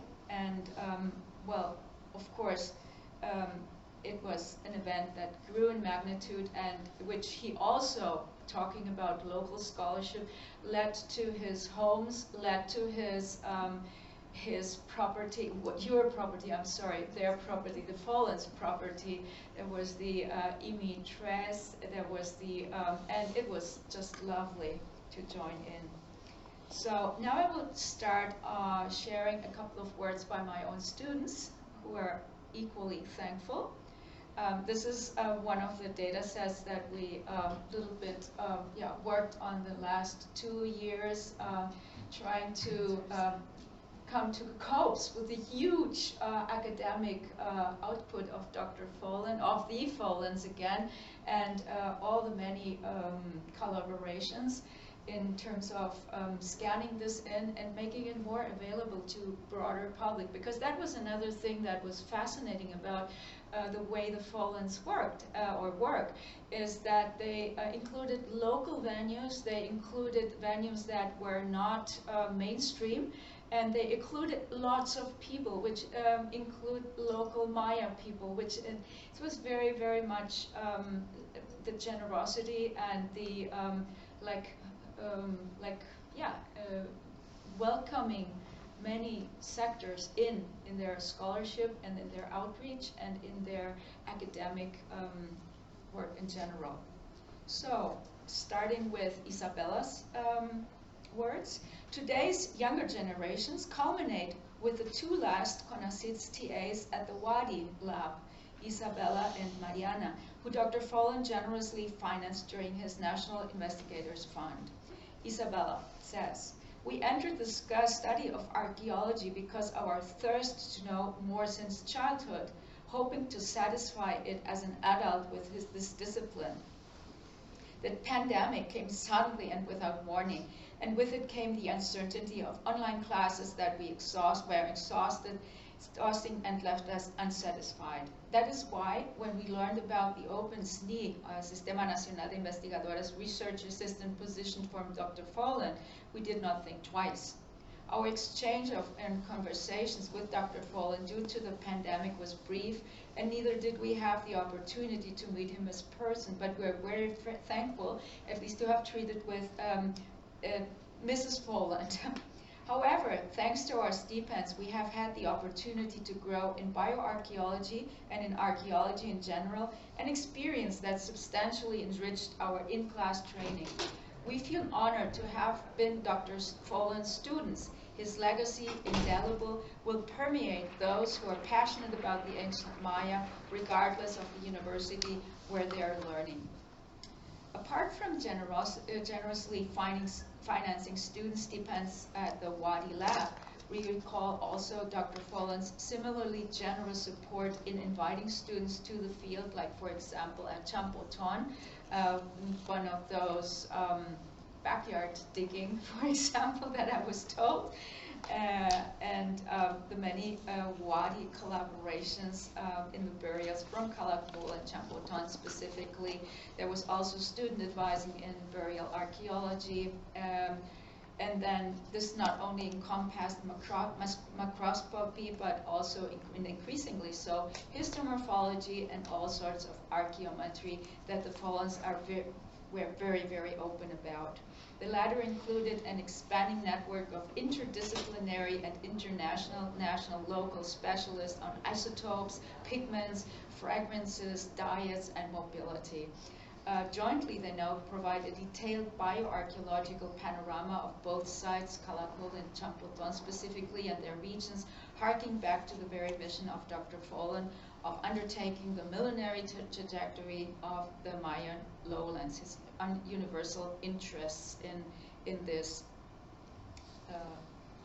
This is a little bit of a map that I wanted to share with research by Dr. Folan and the Folans that we have heard already in the first segment of this session, which is really impressive where it takes us, and for mostly to Mesoamerica, but not only, and the Maya region. Next slide. This is thanks to Eben Albright. This takes us to Chichen Itza, to the Sacred Synod of Chichen Itza, where Dr. Folan explored together with Piña Chan by diving, for instance. A long collaborator of Roman Piña Chan, Dr. Folan was able to materialize his own unique, unconventional form of conducting academic work, which is highlighted by his participation in the Chichen project during the 60s. In addition, Dr. Folan seemed to possess his mentor's instinct of important discoveries that led to amazing findings and renovation of what we know about the ancient Maya ancestral veneration and others, non-reverential treatment and sacrifice, apart from settlement patterns, apart from the his astounding research on Calakmul and then post-classic Champoton, a different moment. Talking about bioarchaeology and mortuary archaeology, among our joint academic interdisciplinary efforts, I just want to single out what was particularly, I think, thought-provoking and impactful. That is, to us, Calakmul's problematic remains, and that brings home this. He would reiterate when we were conversing this. Oh, there is a problem. Hay un problema. And that would trigger lots of thought, and it was very thought-provoking, and of course, more conversation all along and exchange. Usually in nice restaurants on the beach and the nice company of the Folans in general. Calakmul's problematic remains really started out with Dr. Folan's plea in '96. It was not the 200,000 shirts, but it were little tiny like plastic bags that harbored human remains. And what you saw, for example, the problematic contacts on structure 2 in a former presentation that also contained human remains that, of course, nobody wanted to look at them, but Dr. Folan had this intuition that there should be some information, and true, it couldn't have been more true, because yeah, these remains, once cleaned, they bore an amazing lot of information about heat exposures among most probably ritually sacrificed individuals, cut marks of slicing that talked about not only perimortem violence in the form of decapitation, but also in the form of numerous forms of post-mortem body processing, in the forms of flaying, in the forms of dismemberment, etc. And what we were seeing was this very, very last step that nobody cared to look at. the debris, that the human discard, so to speak, of something that was, of course, the end of a long pathway of ritually motivated processes of humans, of individuals. So this led was instrumental in a wake-up call really for looking out for these remains that enabled in the end a scaled approximation to a posthumous processing in flashed and already dry human remains towards the close of the first millennium. Which brings me to a second case that I just briefly want to present, talking about Champoton. We do not only have a change from outbusting extended settlement patterns towards nucleated, very densely packed, defensive urban centers in the post-Glacial. We also have a sharp shift in forms of ritualized violence, violence in general, and this is also well evident in Champoton. In 2002, 2003, and thanks to the generous invitation of a student of mine, Maria Jose Gomez Cova, was it that she brought in those remains that the Folans and the team were uncovering and exploring, recording during those years in the core of Champoton, urban Champoton. And then suddenly she, I think there's another one, yeah. She cleaned and said, oh, doctora, hay como un corte. And true enough, there were two individuals that were still in their flesh, they were still articulated, apparently, but showed a new, the sharp force trauma, paramortem sharp force trauma of a new form of human sacrifice by heart extraction, trunk opening. Which had already been presented at that time by Carmen Pijuan for Tlatelolco, post-classic Tlatelolco, Aztec, and then showed up in the site during the post-classic related to sheep rights, which of course led to further explorations of the site collection, and a chapter, a lovely chapter, also including the Folans on our new sacrifice volume, and of course further joint explorations on such a type of ritualized sequences of body processing. I will go one further, yeah. There are further lines of explorations I would just like to point out. One of that is putting Maya bioarchaeology in a royal perspective. The explorations by the Folans in Calakmul, as you know, led to a series of discoveries of dynastic tombs, in which we could collaborate with the Folans by looking at the life and death through body-anchored information that included, for example, autoimmune relevant diseases among the royal dynasty of Calakmul that you see here as in the form of Maristumpel disease or Dish, that we explored in a couple of publications or in other venues for this sort of illness, which has a bearing on the endogamic reproduction and family relationship among the high and the mighty, or the upper crust of Calakmul and other cities.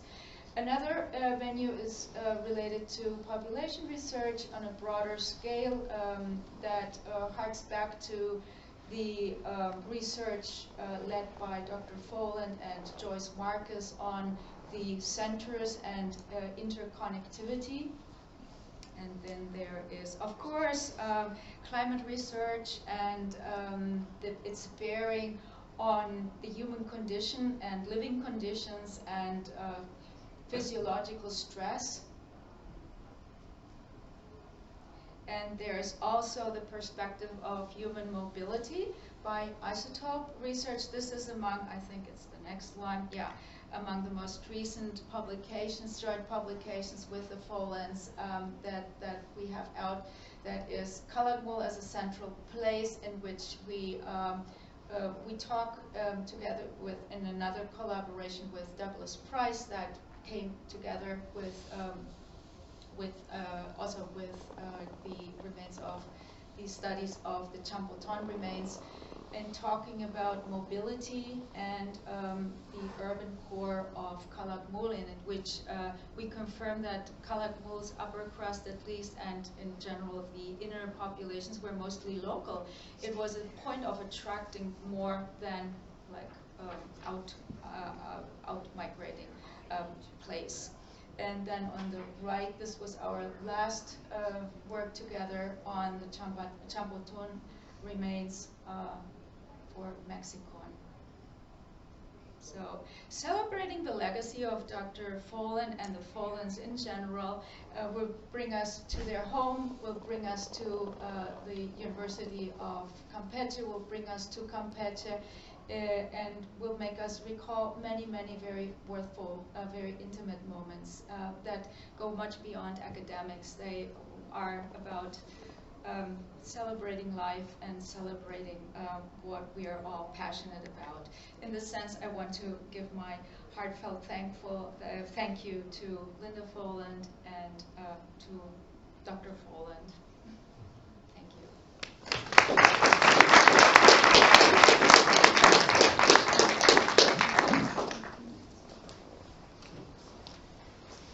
Okay, our next paper is by Jeff Braswell. He's currently down in Mexico right now, so he sent a video. Jeff Braswell. Thank you all for inviting me to participate in this event and to celebrate Willie Folan's life in archaeology and thank him for all he has done for us. I'm sorry I cannot be with you in person, but I'm teaching in Mexico at this very minute.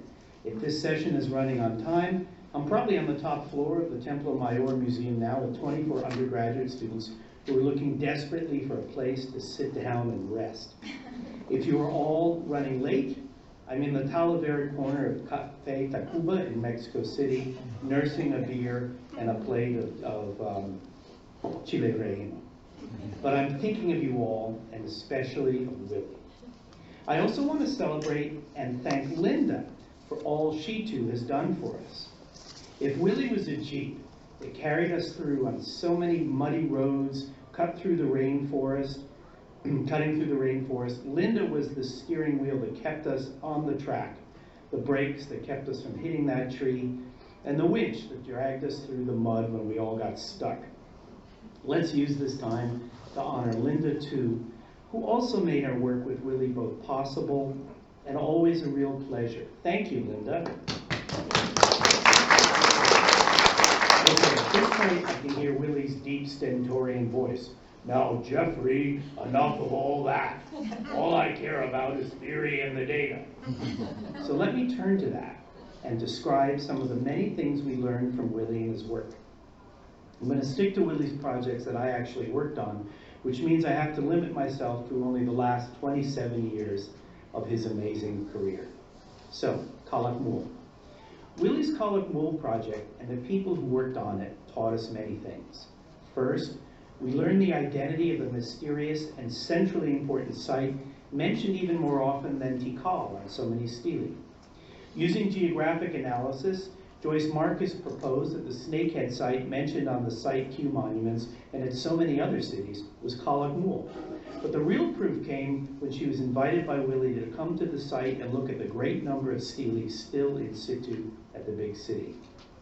Willie's map of Calakmul also gave us a tremendous look at one of the largest cities in the ancient Maya world. It's important to remember that when his team made it, such complete maps of a 30-kilometer square city were quite uncommon. One curiosity that really stuck out was the complex of structures north of Structure 7. The only thing remotely resembling it then known was the East Acropolis of Tikal, which many had argued without direct evidence was probably a market. That Maya cities had marketplaces was no surprise, but the most obvious candidates were large open plazas, negative architectural spaces. What makes the examples from Tikal and Calakmul so interesting is that they contain purpose-built architecture that seems to be lacking in so many other cities.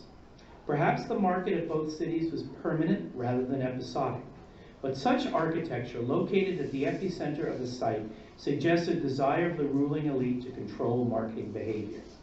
This is where my own small contribution enters Willie's projects. Willie invited me to study the obsidian artifacts recovered from all his previous excavations of huge structures, including structures 1 and 2, Lundell's Palace, or structure 3, and structure 7. What is most impressive about the collection is its size. Less than 600 artifacts, most quite small. I knew that this was not a product of collection techniques, in part because I had previously studied 2 years' worth of obsidian recovered by the ENA project during excavations in other structures at the site. Not only is there very little obsidian at Calakmul, but through measurements I was able to calculate that only about 50 blades were produced from each prismatic blade core that made its way to Calakmul. That is, cores were brought to the city in a very reduced state. In contrast, and just a few years before, Untitled Homenaje had published an estimate that more than 1 million obsidian artifacts had been excavated by the Tikal project. So both sites had special, purpose-built marketplaces located in a place where elites could directly oversee exchange. Yet, one city had great quantities of obsidian, and the other was quite impoverished in this material. In contrast, the amount of jade at Tikal and Calakmul was reversed. Much more had been discovered by Willie's project than by Shook and Co. over their decade or more at Tikal. So a distance decay model cannot account for this strange pattern. What does? Tikal is positioned between Calakmul and El Chayal, the principal obsidian source exploited by both Maya cities. This indicates that obsidian that entered the Tikal kingdom tended not to be traded beyond it. Put another way, the obsidian distribution sphere of Tikal was bounded. Bounded distribution, coupled with evidence for some form of marketing behavior, strongly suggested that Tikal, and by extension the kingdom of Calakmul, had a partially commercialized administered marketing system, typical of many archaic states. I believe this was the first time that evidence sufficient to demonstrate this was gathered and mustered from the Maya, but Kazuo Aoyama and I were also coming to similar and parallel conclusions regarding the existence of an administered market at Copan, and the Chases also argued for such a system at Karakol. In sum, Willie's project at Calakmul not only discovered and mapped what was only the second known architectural complex purpose-built as a marketplace, but his work also provided the data that allowed us to argue that the larger Maya states, at least, had administered market economies. Of course, Willie was a great and early champion of climate change as a factor in, or even a cause of, the Maya collapse. When Richardson Gill's dissertation and later book, The Great Maya Droughts, came out 23 years ago, it was met with a lot of skepticism for being a bit light on clear supporting evidence, and even lighter in anthropological theory. I know because I was one of those doubters. But Willie rightly saw that there was more to this than climate doubters like me were ready to accept. I still remember being truly vexed when, in a conversation with Richard Adams in Krakow, of all places, Willie said, "The rains dried up, so they moved away or died." Willie's approach at garnering evidence for this was to work with his collaborator Joel Gunn, who came up with what I think is a brilliant model relating annual discharge rates of the Candelaria River to global temperature. Joel's model really helped convince me that climate change was an important triggering factor in the collapse process.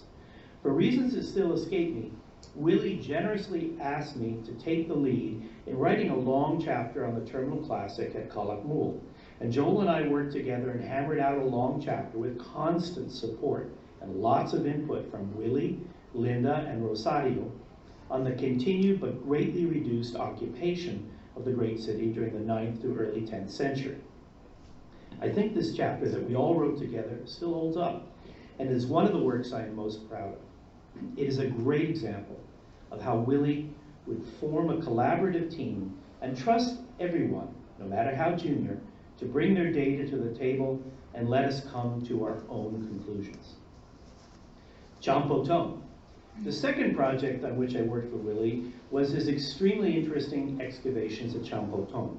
This very important post-classic site, known from both historical and ethno-historical documents as Chacancutum, was said to be the place where the Itzais first arrived on the Yucatan Peninsula, and an important battle described by Bernal del Castillo took place there in 1517. In fact, this was the first defeat of the Spanish on the mainland of the New World.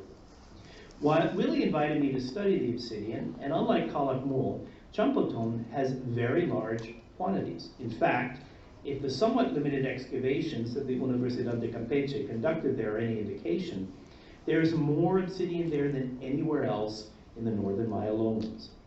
The large main structure at Champoton is absolutely surrounded by secondary contexts containing thousands of large blade-related artifacts, most from the Ixtepeque obsidian source. Now this made sense given the post-classic date of the town. Champoton was clearly a very important trading center and must have had circum-Yucatan canoe contact with the lower Motagua region and perhaps even extreme northwestern Honduras. Ixtepeque obsidian entered maritime trade routes by traveling down the rivers at this opposite end of the Maya world. But the obsidian data was absolutely contradicted by very exciting ceramic finds. Don Forsyth studied the pottery sherds recovered from the very same context and was able to define an entirely new and yet unknown ceramic sphere from that material, one that dates to the Middle Formative period. How could it be that such a large collection of obsidian from a source otherwise best represented in Yucatan at middle to late post-classic sites like Mayapan was found with such great quantities of Middle Formative pottery? Mixing. I think the answer is that the excavated contexts were secondary. Most of the material was recovered from trenches designed to expose the outer base of the principal platform at Champoton, to liberate it so that Willie and his crew could get a sense of what it was, how big it was, and it's enormous. There was a very heavy occupation in the Middle Formative, one documented by Forsyth's ceramic analysis. But I suspect that very little obsidian was present at that early date. In contrast, the post-classic occupation, at least ceramically, was much less dense. But the occupants of this portion of the site were producing and using huge quantities of obsidian in some crafting activity, perhaps just making blades, while consuming very little pottery. Sadly, we really need more data to resolve this issue and determine what precisely the people of Champoton were doing in both periods. If there is any project that I've been a part of over the past 30 years, this is the one where I would really love to go back and dig a lot more context, looking for primary ones. Willie's excavations at Champoton are absolutely tantalizing, as are Forsyth's results, demonstrating a strong Middle Formative occupation, and my more limited study of post-classic obsidian.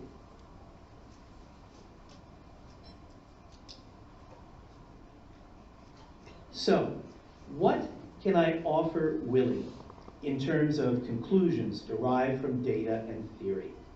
We now know that the largest Maya kingdoms had bounded, administered markets for materials such as obsidian. The presence of purpose-built market structures within a few hundred meters of the major royal palaces of both Tikal and Calakmul is consistent with the desire to control exchange within them. Although both Tikal and Calakmul have been called Maya superstates, we should remember the territories under their direct control were rather small, probably with a radius of no more than about 60 kilometers. Such administered market systems, where surplus is extracted through controlling retailing, are consistent with rather simply organized archaic states rather than expansionist colonial empires or states with more complex economies. These superstates, from an economic perspective, don't look so super. On the other hand, jade, especially finely crafted pieces imbued with esoteric symbolism, was gifted through the extensive elite-to-elite and royal-to-royal network of which Calakmul was the largest, most important, and most hyper-connected hub. So we have two economies, parallel ones here. One involving, if you will, redistribution and gifting among the apical elite who owe fealty to Calakmul, and this was in jade. And two, another economy including materials such as obsidian and undoubtedly food, cloth, or some cloths, pottery, etc., which was part of a more general market economy, albeit a simple one, controlled or managed by the ruling elite. We also have learned, rather surprisingly, that Champotong was an extremely important node in the distribution of Ishtapeke obsidian, even though, or perhaps because, the site and the obsidian source are located at opposite extremes of the Maya world. By mass, more obsidian was recovered during Willie's rather brief excavations at Champotong than anywhere else in the northern lowlands. By count, Mayapan still has by far the most pieces of obsidian, but they're quite small. And together, the quantity and mass of post-classic obsidian from both these two sites dwarfs all other collections dating to all other periods from the northern lowlands combined. These data from Champotong show that there were massive changes in international exchange systems during the post-classic period, ones that I argue are consistent with the emergence of competitive market economies. So Willie, I need to embarrass you one last time. You made all our work possible. You fostered me when I was an unknown and rather unliked graduate student. You helped kickstart my career and kept it going. When I finally began to establish myself, you turned next to help my graduate students. Most of all, you brought us all together and forged a productive team of colleagues and friends. Willie, I thank you and Linda for all your support, colleagueship, and friendship over 3 decades. Thank you all, and thanks to the organizers of this event.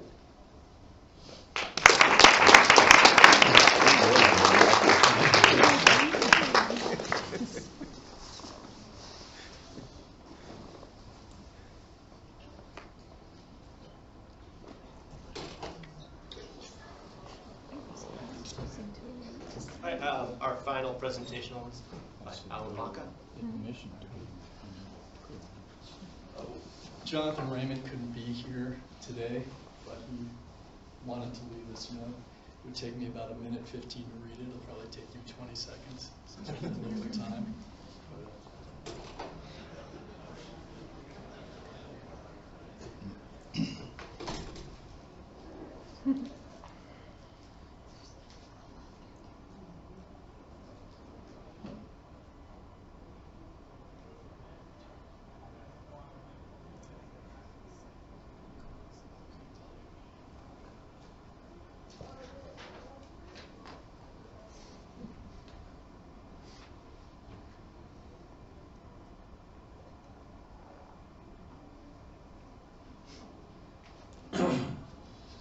Thanks for being here. Thanks, Jerry. And thanks, Linda, for your help in certain aspects of this. This paper looks at aspects of Willie's life and work, especially as they reflect his relationship with Walter W. Taylor, the pioneer, some would say the founder of modern American archaeology. Taylor was a friend and mentor to Willie for more than 35 years. We look first at their relationship in the 50s and 60s with special attention to Southern Illinois University. Then we look at Taylor's conjunctive approach and some of the ways in which Willie derived this strategy for use in his own work, much of which was at the intersections of great debates in Maya and Mesoamerican archaeology. Although Jonathan overlapped at SIU with Willie and therefore had a front row seat at times, much of our commentary on SIU and beyond is pulled directly from Willie's published work, including especially his intriguing chapter for our 2010 book on Taylor.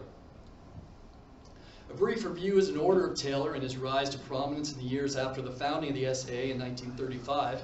Taylor received his PhD at Harvard in 1942, just as he was leaving for the war in Europe, where he was a Marine, an OSS agent, and ultimately a German prisoner. His dissertation was an intense critique and reformulation of American archaeology. After the war, he expanded the dissertation. The AAA published it in 1948, titled simply A Study of Archaeology. The book was a game changer. The late Gordon Willie, for example, cited it as the only major turning point in American archaeology that he experienced during his lifetime, and noted that it shifted the emphasis to a contextual archaeology, something which he himself began to pursue through settlement pattern research. They were age mates, both born in 1913. Taylor's book articulated a revolutionary conjunctive approach to archaeological practice, but also spent considerable effort taking down the archaeological leaders of the 30s and 40s, including the head of the all-powerful Carnegie Institution. While infamous in some sectors even today, it nevertheless remains a seminal volume in the history of world archaeology, and had an influence not just on Gordon Willie and others of his generation, but also on the next generation of scholars such as Louis Binford, Patty Jo Watson, William Longacre, and many other vocal scholars in the movement towards a scientific new archaeology in the 1960s and 70s. As we discuss here, it also had a clear and pronounced influence on Willie Folan, who became a career professional during this transformative new era. We argue that Willie might rightly be seen as a bridge from Taylor into the new scientific era, expressing a unique and early rapprochement of sorts between historical contextualism and processualism in archaeology. Willie first met Taylor in 1956 during a field trip to Yagul, Oaxaca, while Willie was a student at Mexico City College. Soon thereafter, Taylor introduced Willie to Maya archaeology when he taught a summer course at La Universidad del Sureste in Merida. Taylor had studied Maya archaeology with Alfred Tauser at Harvard and published an article in American Antiquity on Maya ornamental art. The course he taught in Merida was the formal beginning of Willie's career in the Maya area, and it was Taylor who in 1958 organized for Willie to work at Sybil Chaltoun with E. Willis Andrews IV. It was also the beginning of a lifelong friendship as Willie and Taylor became drinking buddies over the next few years, specializing in beer and pulque. Willie recalls staying several days at Taylor's home in Coyoacan, and that at some point Taylor loaned Willie his personal copy of A Study of Archaeology, which left a lasting impression, especially the conjunctive approach. Willie first employed his version of the approach at Sybil Chaltoun and continued to use it at many other sites, including Koba and Calakmul. Taylor was mocked throughout much of his professional life for never producing an example of the conjunctive approach. Willie's application of his version of the approach garnered him a list of publications that far exceeded Taylor's productivity. Taylor had about 70 professional publications and reports. Willie had at least 200. In 1958, Taylor left Mexico to become the chair of the new Department of Anthropology at Southern Illinois University, Carbondale, where he was charged with developing a PhD program in anthropology.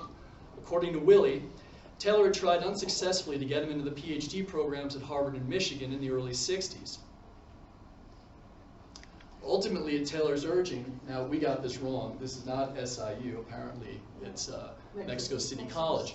However, this is Phil Wigan, I believe, who was at SIU as well. So, and of course, back to Willie. Ultimately, at Taylor's urging, Willie came to SIU in January 1963 as a graduate student and as Taylor's research assistant, which, from Raymond's experience, you would not wish on anyone. Willie and Taylor remained lifelong friends, but their professional relationship hit a distinct bump in the road after Willie arrived in Carbondale. Taylor wanted the SIU anthropology department to be the Harvard of the Midwest, and it was included by the AAA as among the top 10 new American anthropology departments. From some students' perspective, however, it might have seemed like the department of Vlad the Impaler. Raymond entered the graduate student at SIU, the graduate program at SIU in 1965, and quickly discovered that Taylor could be brutal towards both students and colleagues. He was particularly hard on students, bullied them, often creating a climate of fear, seemingly trying to force them to quit. For example, Taylor frequently humiliated students in his class. His actions ran the gamut from throwing erasers at dozing students to acts of verbal cruelty. Raymond remembers an early seminar with Taylor in which Raymond, mispronounced the terms Mogollon and Hohokam. In front of the class, in a tone dripping with sarcasm, Taylor corrected his pronunciations, expecting him to wilt. But Raymond rather took it in stride and said he'd gladly learn the correct pronunciations. Though Raymond had a very distant relationship with Taylor in grad school, Taylor never spoke poorly to Raymond after that day, and Raymond went on to be one of only 3 PhDs chaired by Taylor in 16 years at SIU. The fact that Willie had entered the program as Taylor's friend, and a blunt and fearless friend at that, dictated a more complicated trajectory for Willie compared to Raymond. Perhaps Willie's mistake was in thinking his friendship with Taylor would carry over to SIU. It did not. Taylor was all business, anchoring a program that mandated a mastery of the 4 fields and an extraordinary amount of memorization. The death of Taylor's wife, Lyda, in 1960 damaged Taylor and later generated much of his coarseness. By the time Willie arrived in 1963, the culture in the department had become quite difficult, and some of the best students were failing their qualifying exams. Many felt Taylor was to blame. Willie, perhaps, in his role as friend, complained to Taylor about this, and together they went to the new department chair to discuss. The results of the meeting are unknown to Raymond. It was before his time, but it's clear that despite starting out as Taylor's research assistant, Willie never took a class with Taylor at SIU, and shortly after arriving, Willie hit a brick wall and left the program. He returned in 1965 and completed his PhD under Professor Carol Riley in 1972. In sum, Willie got to know Taylor well, first as a student, but mainly as a friend and drinking buddy. But when Willie got to SIU, aside from an early job as Taylor's assistant, their professional relationship soured. On a personal level, however, Willie and Taylor continued to get together for drinks on weekends throughout Willie's time in Carbondale. Willie stated that Taylor's influence on my professional life has been almost continuous from 1956 on. There's little question this was the case. Despite the rough patch at SIU, Willie and Taylor corresponded frequently beyond SIU, more or less right up until the time Taylor's health failed. In 1983, Willie and Jonathan Raymond tried to assemble a Taylor Festschrift, and as correspondence shows, Willie was even tasked with asking for Taylor's blessing.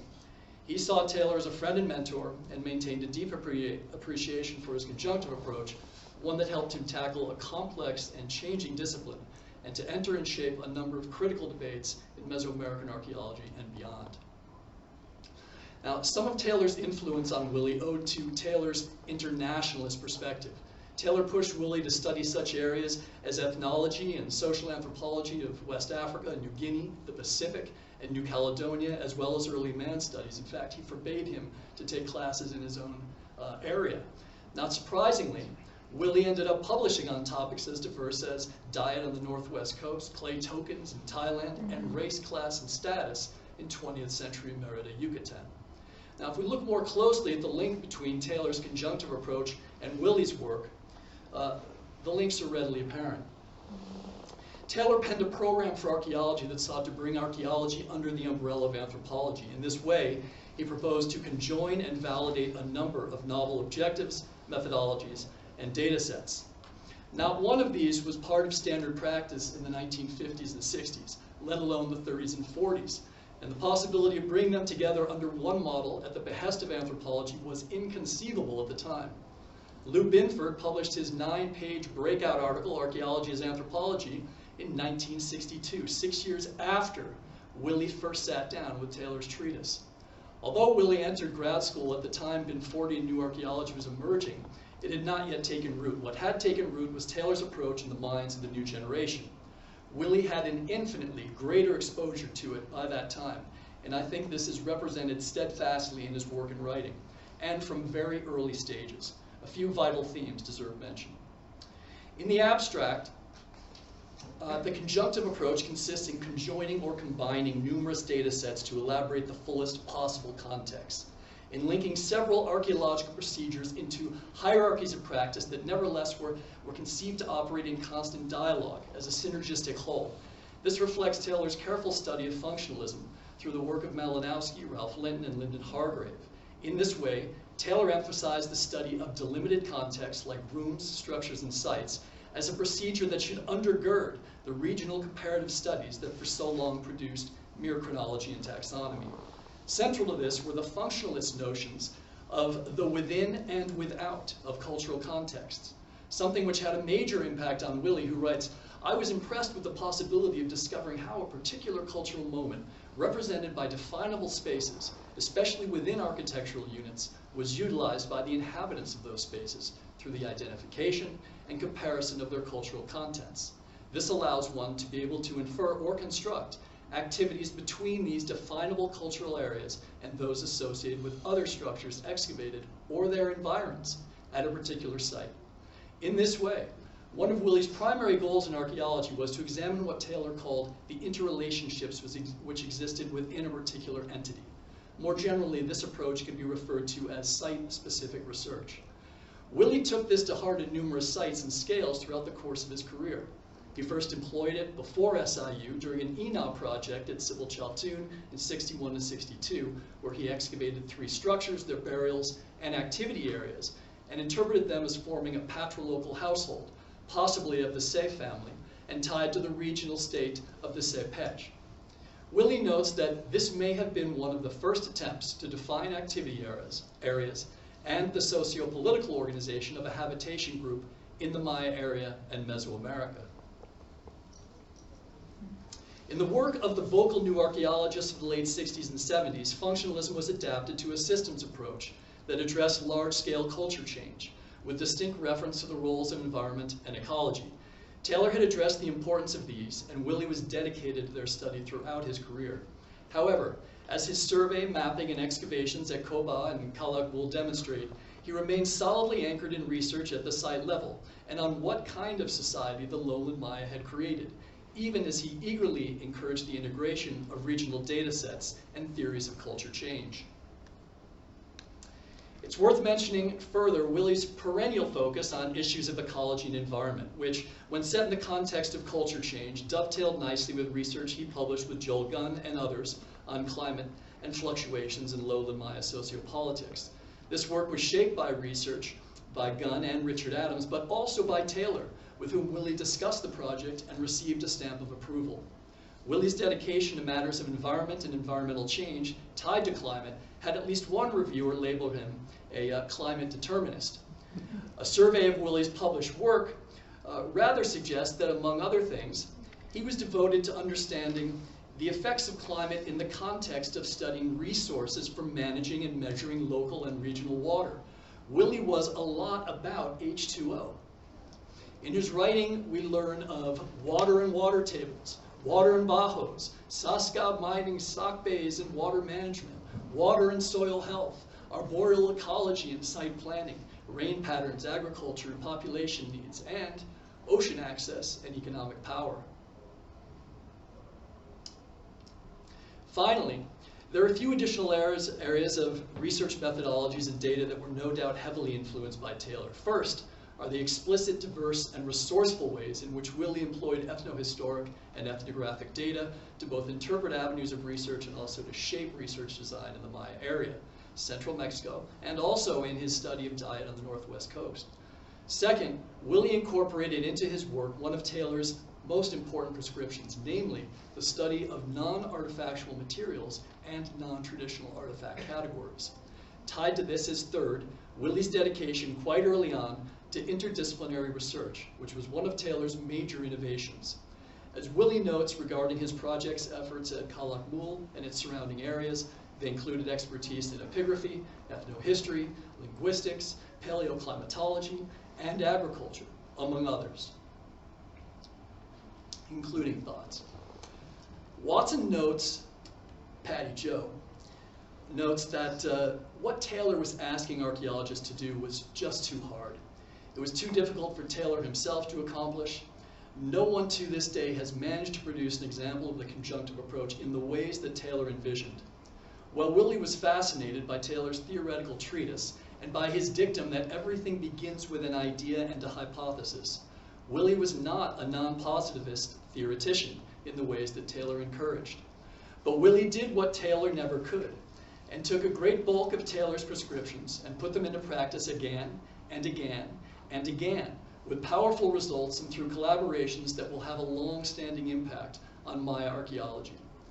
Raymond notes that owing to Taylor's difficult personality and his treatment of students, There was no coterie of Taylor students to carry on his work, and certainly not as he conceived it. There's no question that Willie, given the breadth and depth of his production, made a solid effort in manifesting Taylor's ideas in the real world.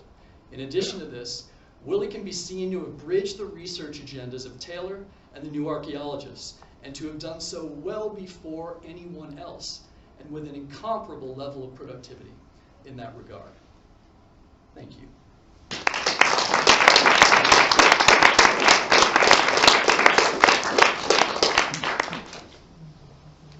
Miss Marcus wasn't able to be here this morning or today, so she asked me to read this statement. I'm sorry I cannot be there in person. I would love to see all of you and learn more about your ongoing research. Today we are here to honor Willie Folan. Willie was an amazing person, so authentic about everything and unfailingly generous. He was focused on getting things done. He was wonderfully encouraging to his colleagues. He delegated important tasks to me and to others. He was an excellent collaborator, an ideal trait for a project director. Many of the participants in the session have called attention to Willie's magnanimous nature and his willingness to delegate and collaborate with junior colleagues. The first time I heard from Willie, I was a graduate student. He and Linda were living in Acambay, Mexico, and were excavating in Oaxaca.